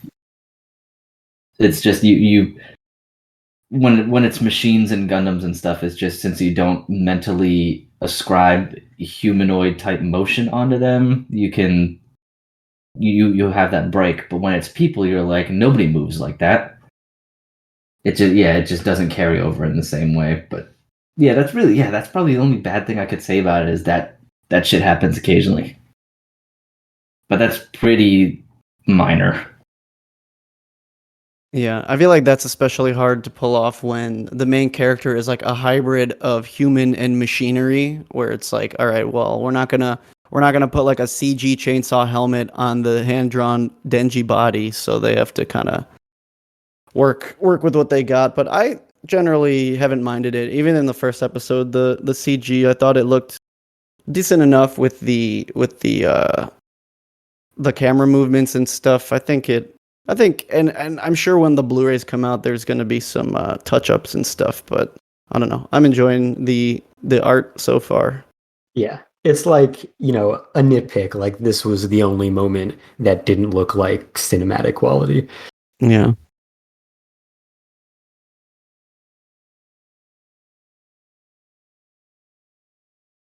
Indeed. But let's shift. Let's try to get DJ back involved. Let's reel him back in real quick. I'm gonna guess by I'm not even gonna look at your list, but I'm assuming you're one of the three that watched. Is it Bochi the Rock? Yes. Mm-hmm. All right, cool. Yeah. Well, you guys pop off about that. It looks like a fun girl anime show about a band. That's exactly what it is. Boom, Right, you nailed are. it. I'm now going to update the Wikipedia article real quick. Yeah, it's that, but also Komi-san, but with a character who talks significantly more than Komi-san does, which is any amount. Yeah. Yeah, I like it. I think it is fun. Bochi is annoying at times, but it's not unbearable because everyone else is not annoying and they balance her out really well.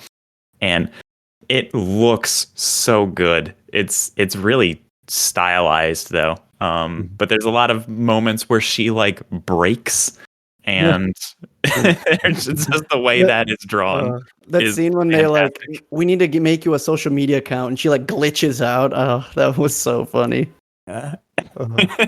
It's a really good looking show, and I wish there was more music. That's my one hang up, but there's still some music. It's just not like a lot. Yeah, I did not expect it to be as good as it looks, because I think it's honestly like the best composited show of the season. Like there are so many great compositions and just like the backgrounds and the way that the camera is positioned in every shot just like looks so like well realized. Like you like from the angle that the camera is at, like you feel like you are in that garden or in that studio or wherever they are. It just like looks so good. Mhm. Yeah, I agree. Very pretty.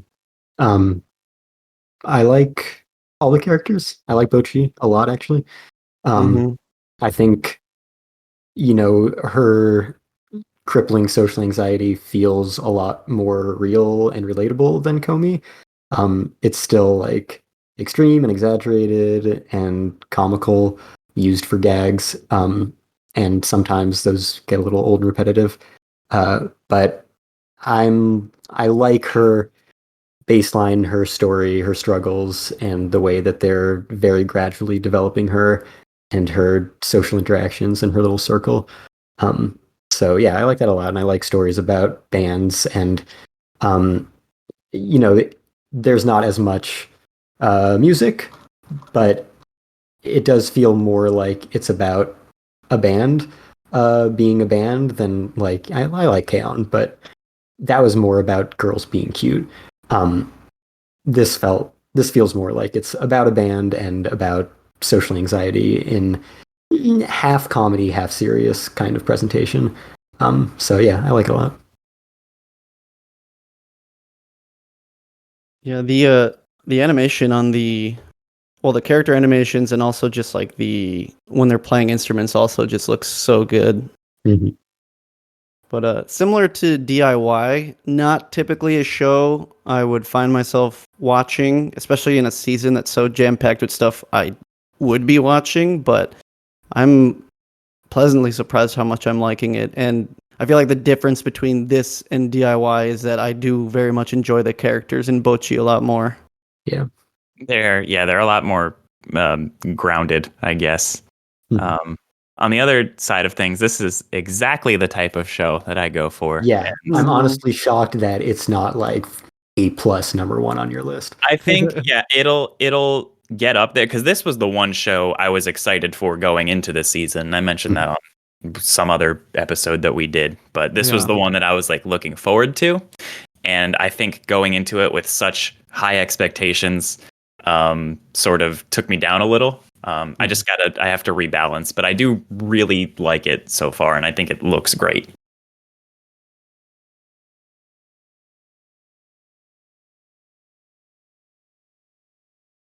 All right. So, any other thoughts on Bocchi before we move on to something else? No. I feel like it's not like a super deep thing to like talk about, but yeah, it's just like a well-made show and I'm enjoying it. Yeah, it is more sincere than I expected. Like I really feel for Bocchi and her story. So yeah, I care about her a lot. Yeah. All right. Well, we've got a couple other shows that we've got 3+ watching. So we're torn between two of the most popular names in the market right now. We've got Spy Family or My Hero Academia. I am going to select My Hero Academia for that, since I have suddenly commandeered the role of the guy who chooses the shows. This is the most I've liked the show in a while, I think. I think the current arc is really good, and I think that Shigaraki is I thought he was a great antagonist prior to this season, but now it's just like, oh, okay, you're a menace. And I like how many people are dying, which is a thing I didn't think that this show was gonna do to this extent. And I'm all about it. It's just really action-packed and dramatic so far. It's everything that I liked about My Hero Academia when I was first getting into it, coming back, but in a more aggressive manner. And I'm all about that after how slow the show has been the last couple seasons. Yeah, I'll echo that because I feel like this is the best My Hero's been since the 3rd season with the All Might versus All for One fight. Yeah, definitely. I'm not going to say this is the main contributor, but it helps a lot that they're not simultaneously working on a movie right now. So everyone at Bone Studio A can just go ham, and yeah, the show has never looked better in its action set pieces. And like you said, we're finally getting to a point where like the heroics have like a life or death consequence to it, and like we're actually getting some some actual development that isn't like, oh, here's something each of the kids in the class have like gotten better at, and it's like, oh, I love that they're all getting theirs, but at the same time, it's like, can we get out of this mode for a second? Yeah. Last season was rough. It ended well. Yeah. Yeah. The My Villain Academia part, particularly the 2 Shigaraki flashback episodes, definitely the highlight of that whole season. But it was basically just like a waste of most of 2 cores, then finally building up to something cool's about to happen, and then the season ended. And now this season gets to be all the cool shit's happening. Good. It needed it.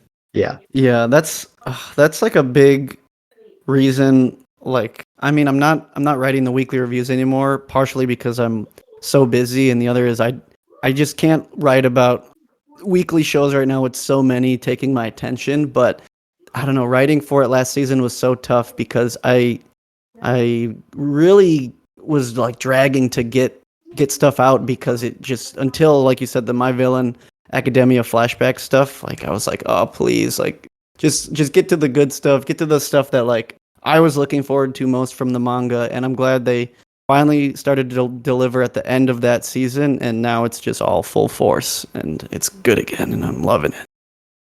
In this episode, we see Mushroom Girl's power. And in this episode, we see Obnoxious Boy's power. Grim Girl is fucking OP. That shit is good. That's a good quirk. Yeah. Under Yeah. the right circumstances, of course. Her quirk is the power of the main antagonist of Dodo Hedro. I don't know if you can call Really? Oh it yeah, it antagonist. is. You're right. Yeah. I'd never put that together. Yeah. I will say I was sad. I get why it happened, but there was a Chainsaw Man reference in the manga when the heroes are first storming the hospital, where you see Chainsaw Man like in the mass of like heroes and students that are bombarding it, but he was replaced with a guy that has just like a regular saw for a head. Mhm. And I was pretty sad about that, but I get it. Fucking regular Saw Man? No one wants Yeah. regular Saw Man. No. I bet he doesn't even want to touch boobs. What a loser. Beta as fuck. But yeah, my hair's good again. Yay. Yay. Also, opening's much better than the last opening. Yeah.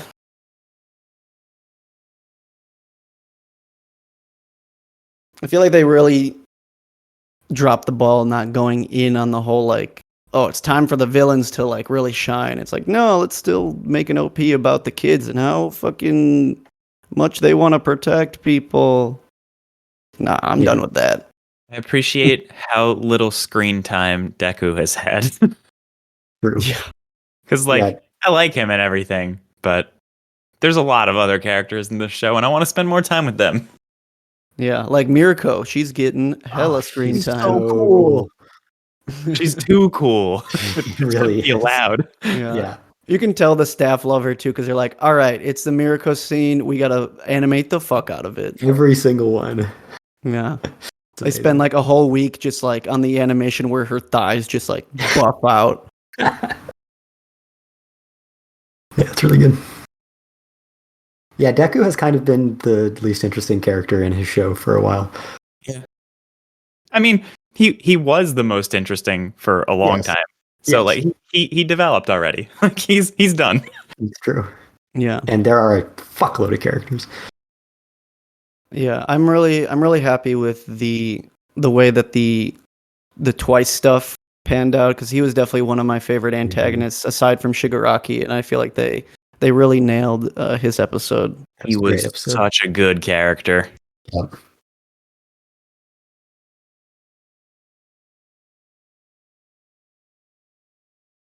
I like the idea of one of the main characters of a show just being like, "You're done developing. Yeah. You had your time. You've had your go. You will never grow out of what you are right now." To be fair, Deku becomes a lot cooler a little further down. And probably not gonna happen this season until he like faces off with Shigaraki eventually. But he definitely needs to be on the side burner right now because it is not about him. For now, it's My Mirko Academia. Yes. Yes, please. Another potential episode title. Give me My Gang Orca Academia. Yes. Or Wishy Washy or whatever his name is. I think it's just Washing Wash. machine. Wash, the washing machine hero. Yeah. Yep. Who's My who's friend like texted the, me the other who's day, like and he's the like, "Who's the third or most fifth powerful best hero? Yeah. Yep. That was my answer. Yeah, there are a lot of fucking, and I'm sad that he got like murked immediately. But there was a moment in the last episode where it's just like a gang of like random nameless heroes, and one of them just had a gun for a head, and I was like, "Yo, that guy's awesome!" And then he just dies. So Yeah. rip Gunhead Man. Hey, there's been a whole anime about a guy I'd with watch, a gun I'd for watch a head. Gunhead Man, the anime. See, if I recall, there is a Gunhead Man anime. Is Oh, there? yeah. It's called Yeah. No Guns Life. Yep. Yep. That's a thing. Oh, right, True, that's a show that exists. Yeah. Man, Well, anime's wild.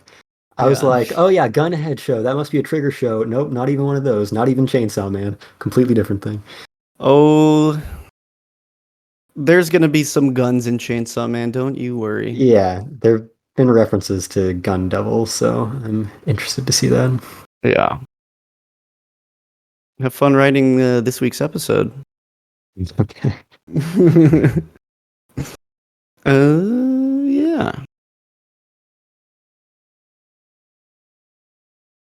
Well, it looks like we are ready to shift so we can step back onto the other big name property, as DJ put in, just jump right into Spy Family. I say I know we're getting pretty close to 2 hours, but we could definitely talk about this one for a good while, especially because Bond is dope. Borf. Morph. Yeah, fucking Borf. Here's my fun fact of the day. The voice actor for Bond also voices the Bat Devil in Chainsaw Man.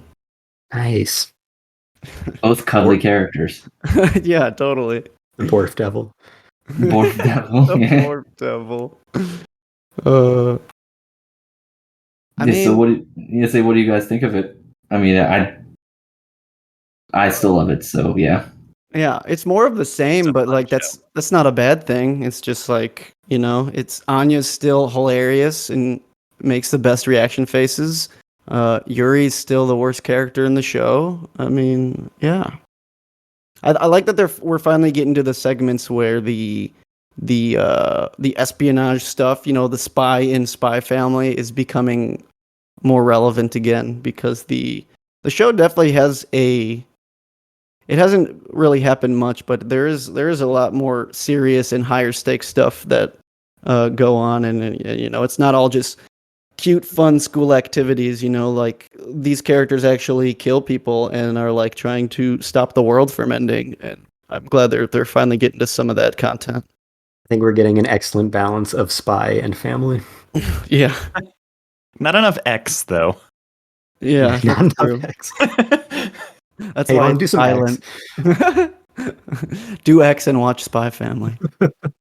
Yeah, I continue having a good time watching it, and it's fun, and I don't have much else to say. It's just a fun show.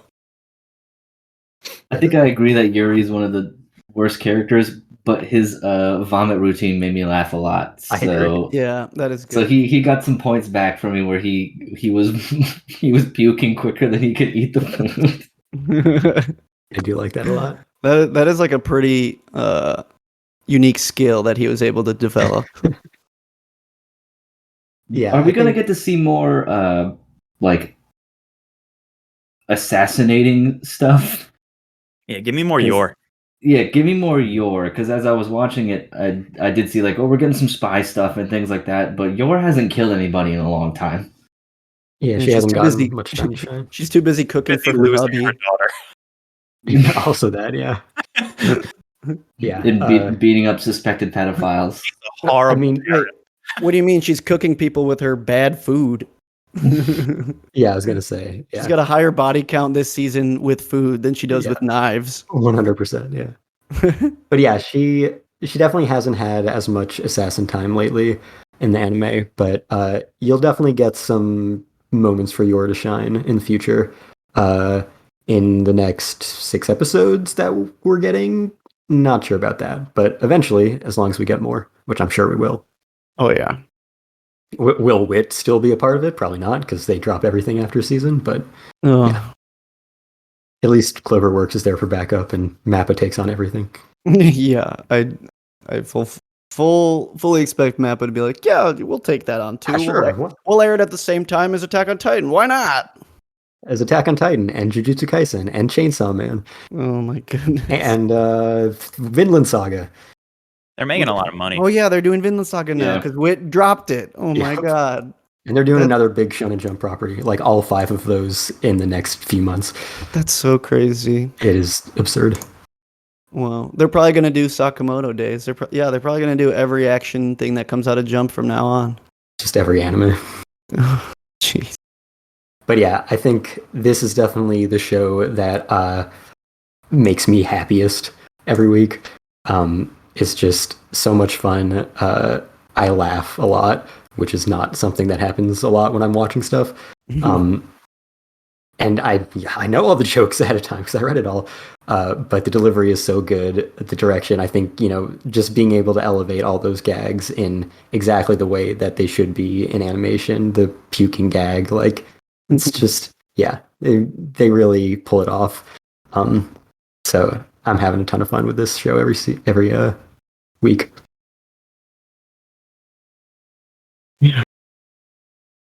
Yeah, I'm really enjoying it as well. It's one of the shows that Emily and I watched together.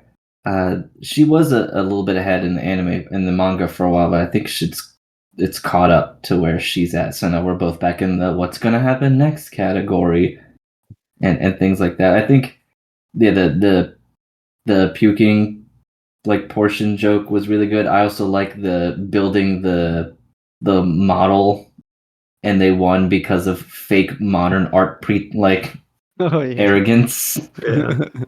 Yeah. So I enjoyed that little thing going on as well. But yeah, it's just still trucking. It's still really good. I'm okay with where they are at, like, as a family. I know one of the things I was reading about were people like frustrated that like romance was not blossoming between, Lloyd and Yor and stuff like that. But I think I'm cool with it not after a certain extent. Like, I don't know. I don't know where to stand on that one. Like, I could see people being frustrated by it because it teases you with it, but then just as like Lloyd starts to feel some type of like emotional presence, he always makes sure to like draw himself back away in one shape or form. And especially at the end of, I don't think it was the last episode, but it was the one where his like intel guy tries to go on a date. It seemed like he was really trying to keep himself checked in that standpoint of like, I cannot get emotionally attached to these people, because you felt like he was, and he was allowing himself to be a little bit almost sort of to slip into living the dream as reality, to put it in one way. So it's an interesting dynamic that I kind of want to see what happens if they don't like really develop that. I mean, I'd be cool either way, but I think it's a little bit more interesting if they don't, and it kind of stays a little bit distant. I like that Yeah. Frankie tried to like bullshit his way out of that, but Anya can read his thoughts and she's just like, I'm sorry, bro. Yeah, she gives him that hand pat. Yeah. I don't think no. anyone was believing that. What'd you say? She left her stove on or something? Right. I Classic. think Yor believed it. Yeah, that makes sense. Yeah, she's like, I would totally do that. Yeah, no, I agree. I think those are good points. I think it's a good, like, it makes sense that as an audience we're rooting for them. We have this compulsion to want these characters that we love to like get closer romantically, and it seems like there's sparks there that could blossom into that, but it doesn't make sense for their line of work. They have to keep it as professional as possible, and Yeah, I'm kind of okay with just like, an aromantic look at a very wholesome and loving family who, develops around this lie, but they're still able to care for each other as much as any family, even if the mother and father don't have romantic feelings for each other, or if they have to suppress it or whatever. But I think that's a new dynamic that you don't see very often because usually the impulse is that you always have to have that romance there. So to have them just be like, yeah, we love each other as a family and we love our dynamic as parents to this child. Like, yeah, that's totally cool. It's very mature, and that's not something you can say about most anime with romance elements. I Yeah. want them to bang. Well, yeah. Just go on Twitter. You'll get your fill. I will be the team romance. Give me the romance. I want it. I could go either way. Like, I'd be super cool if, like, not banging. Like, that'd be a little out there for the show. It's But a really hardcore episode. Holding. but yeah, I would be cool, with a little bit of romantic development. But I'm also very happy with the status quo. Yeah, I like how I like every character in this show, which is like strange to me because I didn't expect Even to. Carmen San Diego. Yes, even Carmen Sandiego. Wow, I didn't think of it that's that way. amazing. Yeah. That's funny. Even fucking scruffy hair guy. Handler San Diego. I like Lloyd a lot. Mhm. I think he's like my actual favorite character now, which is strange because you've got the hilarious girl and you've got fucking Yor, who is mega hot and kills people and is voiced by Sally Hayami. But then I'm just like, yeah, I like Lloyd. So I yeah, agree. it's they're all good and they all work really well together. Yeah, all three of those characters are exceptional in different ways and ways that complement each other.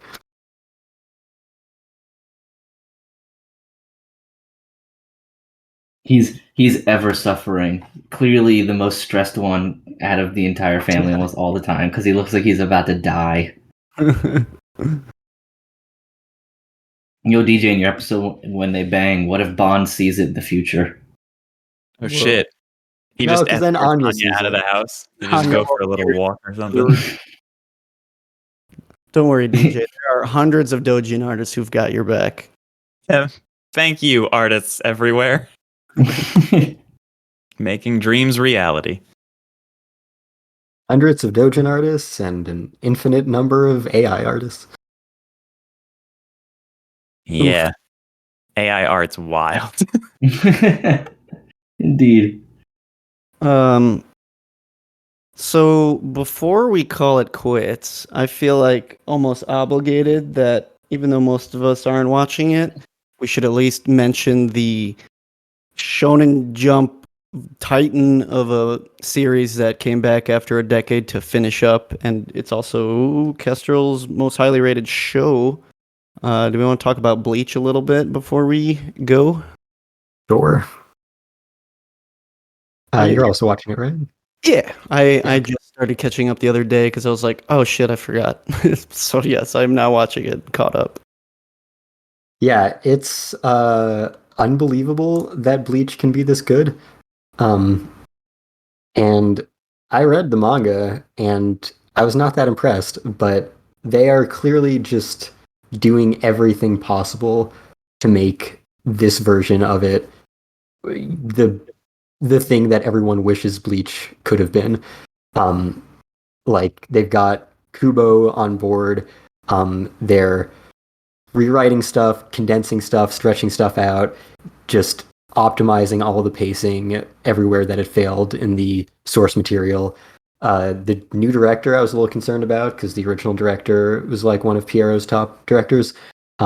This guy just, God, he has an eye for just making everything so cinematic and dramatic, and it just feels like one of these huge prestige titles that the old long-running shonen series never were. And it just feels like they really finally care and want to make it like as big as Chainsaw Man or Demon Slayer or Jujutsu Kaisen. And the artwork and color design and cinematography and animation are just incredible throughout the entire thing. It always looks amazing. Bleach has always been a series, especially in the anime, that has enhanced a lot with just stylization and just having like, certain trademarks to the way it's presented and packaged. And I think they're just cranking that up to 11 in this season. It's so stylized and just feels like cool. Like it feels like how cool I thought Bleach was 15 years ago. And the music, like Shiro Sagisu is a legend. He did all the Eva music, and he made the Bleach anime great with his music all along. But every new track that we're getting in this one and all the remixes of old tracks are on a completely different level, which I've kind of seen him evolve in the rebuild of Eva movies as well. So I'm not surprised, but yeah, I'm just floored by everything that I'm seeing in this adaptation so far. Yeah, I remember when it was announced to be coming back, I was listening to the old soundtrack and I was like, oh my God, I forgot how much heat every single song on the soundtrack was. And yeah, like you said, they're like remixing them into the show. Just like, yeah, this is the best Bleach has ever looked and sounded, and it's actually it's actually just such a blessing that it had a decade-long hiatus because, like you said, I also read the final arc when it was being published, and yeah, that shit was not very good. Yeah. Like Kubo was, he was in that late stage manga like mode where his health is suffering and he's like, I'm like running out of things to like do with this story and I'm just gonna ass pull all over the place, and it felt like very poorly paced. But yeah, like you said, they have him on board to like reimagine it in a way that the pacing has been so stellar so far, and I think they've gone through like, I don't know, 20-ish 25 chapters in these first 5 episodes, and that is enough to speak for like how dragged out the original was and how much they've improved upon it. And yeah, just like looking back is just like, you look at the Bleach then and you look how stylized it is now, it's like insane. Imagine if they still had to adapt this a chapter an episode. Oh my God, I don't even know like what. and that's the other thing. It's like Bleach was airing at a time where, every week they had to be doing it, and they were like, oh man, we're catching up to the manga. Let's make a whole year's worth of content just a filler arc, just because we need to buy time. And like that is really what probably for most people sets Bleach below Naruto and One Piece in that whole like big 3 debate, is that Bleach just the anime at least had so much filler and bad content that it was bogged down by it. And now it's just popping off every episode and it feels so good. I think people who say that about Bleach didn't watch Naruto because Naruto is at least as bad. Yeah, that is true.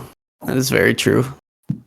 But yeah, just being able to, have this clean slate of the manga's been over for 5+ years, the anime's been gone for 10. Yeah, they're really able to make it the best Bleach could ever be, and that's exactly what we're getting.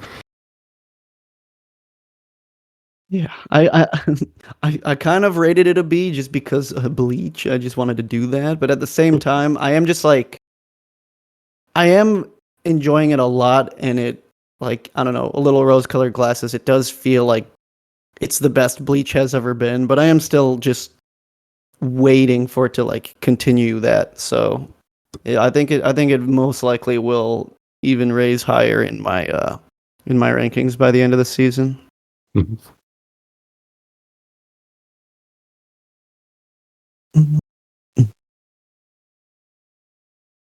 All right, does that about cover it? I think so, unless anyone had a dire show they needed to splurge about. Nah. No, I think we got all lines, so I'm good.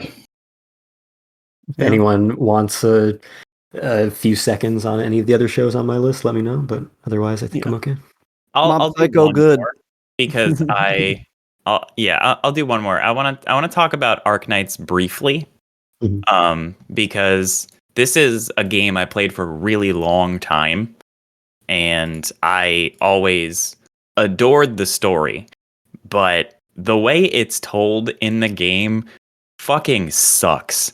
It's just, and there are like so many videos of like how to write Arknights prose, but the game does this thing where it's all just like word count padding, where they just talk in circles and talk in circles, and like a character can't ask a question without like 8 more questions spawning off of that question.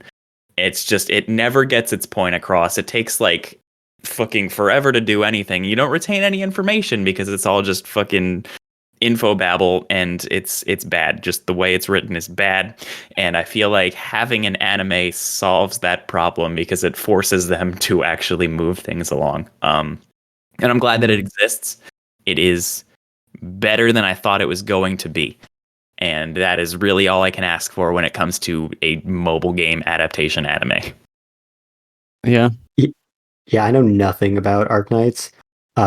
And this show started late, so there's only 2 episodes. I still don't really know what's going on, but it looks really good, and yeah, it's got like a very cool tone. Like it feels like they're trying to make it a big, ambitious project. So It's huge. There's a lot of lore in the world, and like there's just too much of it. But I'm glad that like we have this now, because it's so much easier consuming info in this fashion, even if it is not getting its full point across in its early episodes. Yeah, I'm hoping that it does as time goes on, but so far I think just the aesthetics and the atmosphere of it have kind of captured me.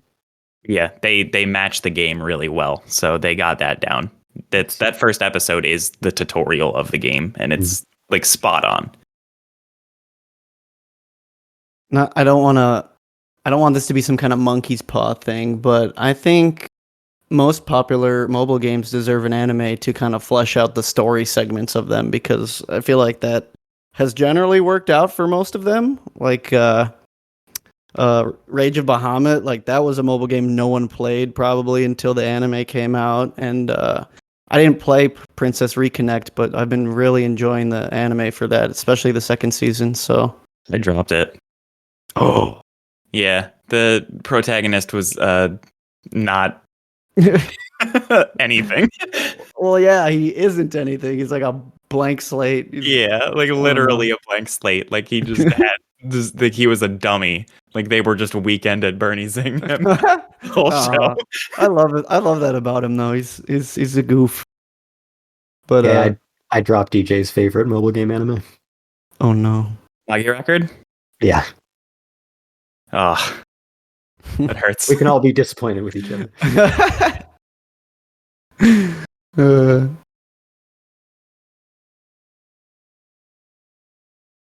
Okay, I'm good. Good. Okay.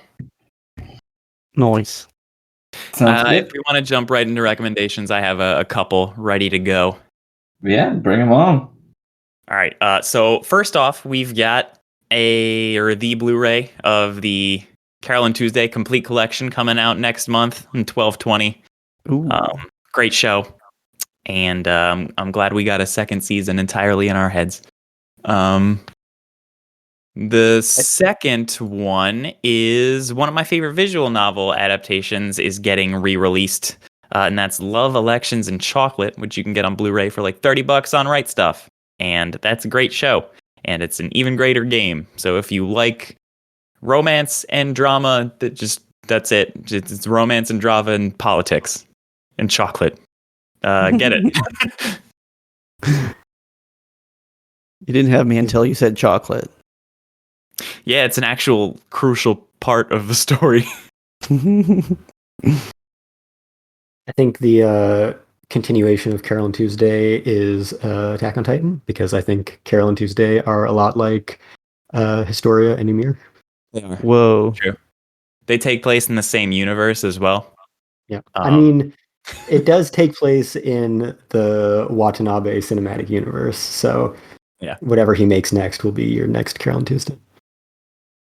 I want them to rewrite the ending of Attack on Titan, but Ymir shows up and Historia's just blasting on a guitar. She's like, Eren, stop the genocide.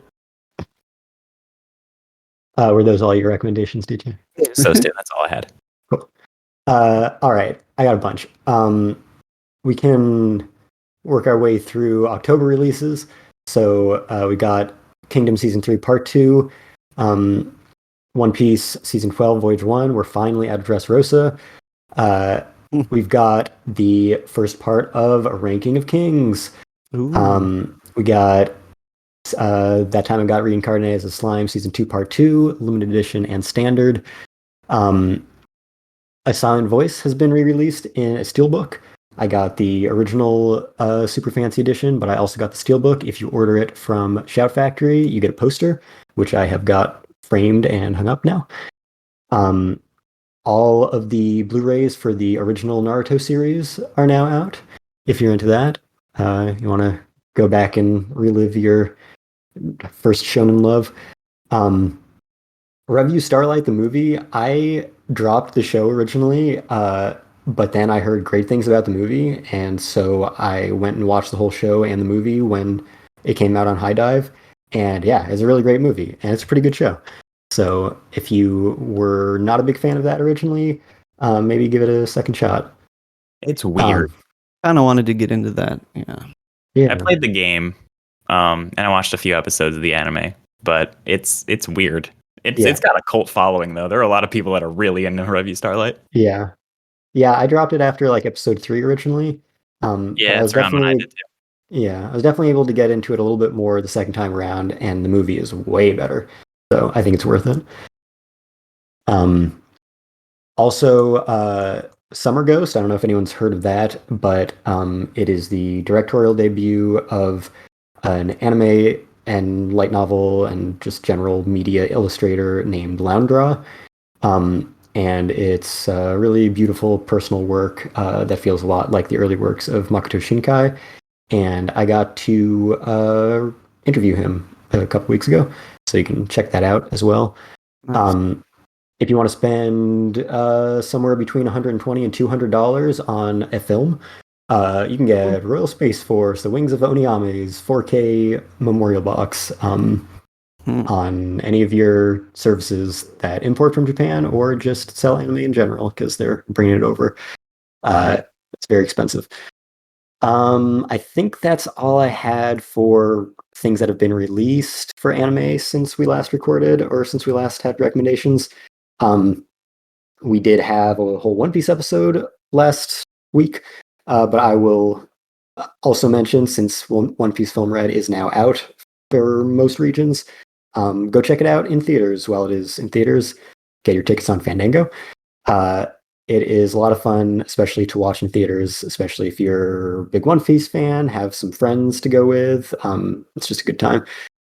And also, a lot of this tying into the Animations Film Festival, when Guillermo del Toro's Pinocchio drops on Netflix next month, or if you can find it in theaters this month, definitely watch that. As of this moment, it's my favorite film of the year. Wow. Yeah, it's really good, and check that out. I think that was all I had. Yeah, lots of stuff. Oh shit. Grab Yes, the I don't think I recommendations. have anything. Yes, I don't think I have anything either, like anime based, since most of what I've watched is just from like currently airing shows and things of that nature. So I don't have much of anything to recommend. I don't have any anime recommendations as well, but for all the gamers out there, if it is within your budget, I highly recommend you pick up yourself a Steam Deck, because that thing has been taking up a lot of my time when I'm not watching all these seasonal anime shows, and I've been reliving my childhood playing old PS1 and N64 games on it because, getting them in a redacted way that I will not specify, but you can do it very easily. And it basically makes every other game console ever obsolete. So, yeah, it's a really good piece of hardware to have. So, get a Steam Deck.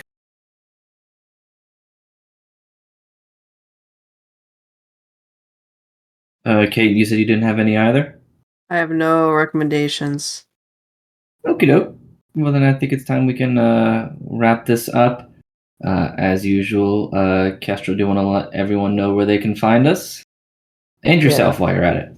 Yeah, you can find us anywhere you find podcasts. Please subscribe, rate, and review. We are on Apple Podcasts, Google Podcasts, SoundCloud, Stitcher, Spotify, Alexa, Amazon, iHeartRadio, fandompost.com.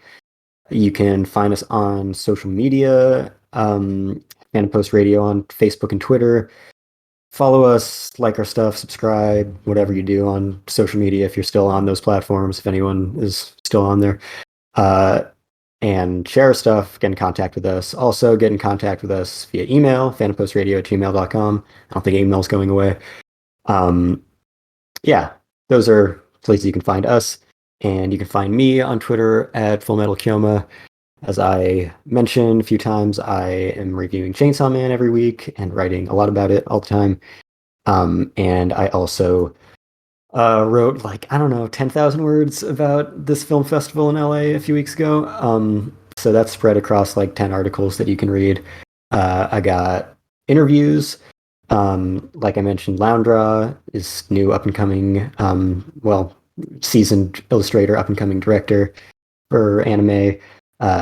Interview with the director, creator, everything of one of DJ's favorite films of all time. Some thoughts on Pinocchio and the Q&A with Del Toro, and the same for Wendell and Wild, and a bunch of other stuff. Also, my introduction is just my big soapbox on my philosophy on animation and how it's treated in the US. So yeah, lots of stuff you can read about there. I think that's about... Oh, and if I can listen to our One Piece episode from last week, because we got the guys from the One Piece podcast on it, and it was a great talk.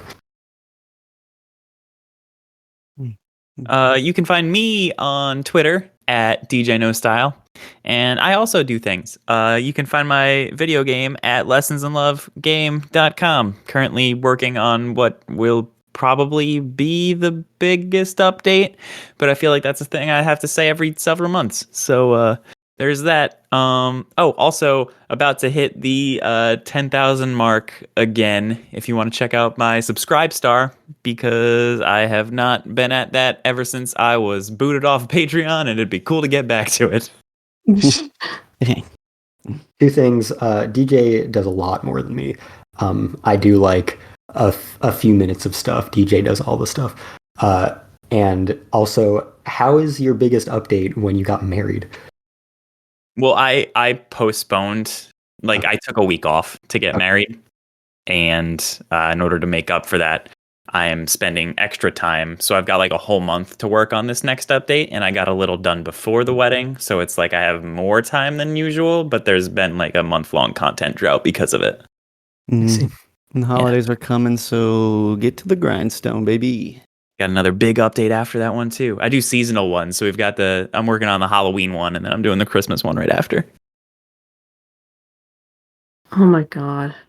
Hell yeah. I wish I had your work ethic. Words. Yeah, same. I always say that I envy DJ, but it's not because of his success. It's because he's the kind of person who's able to earn that success.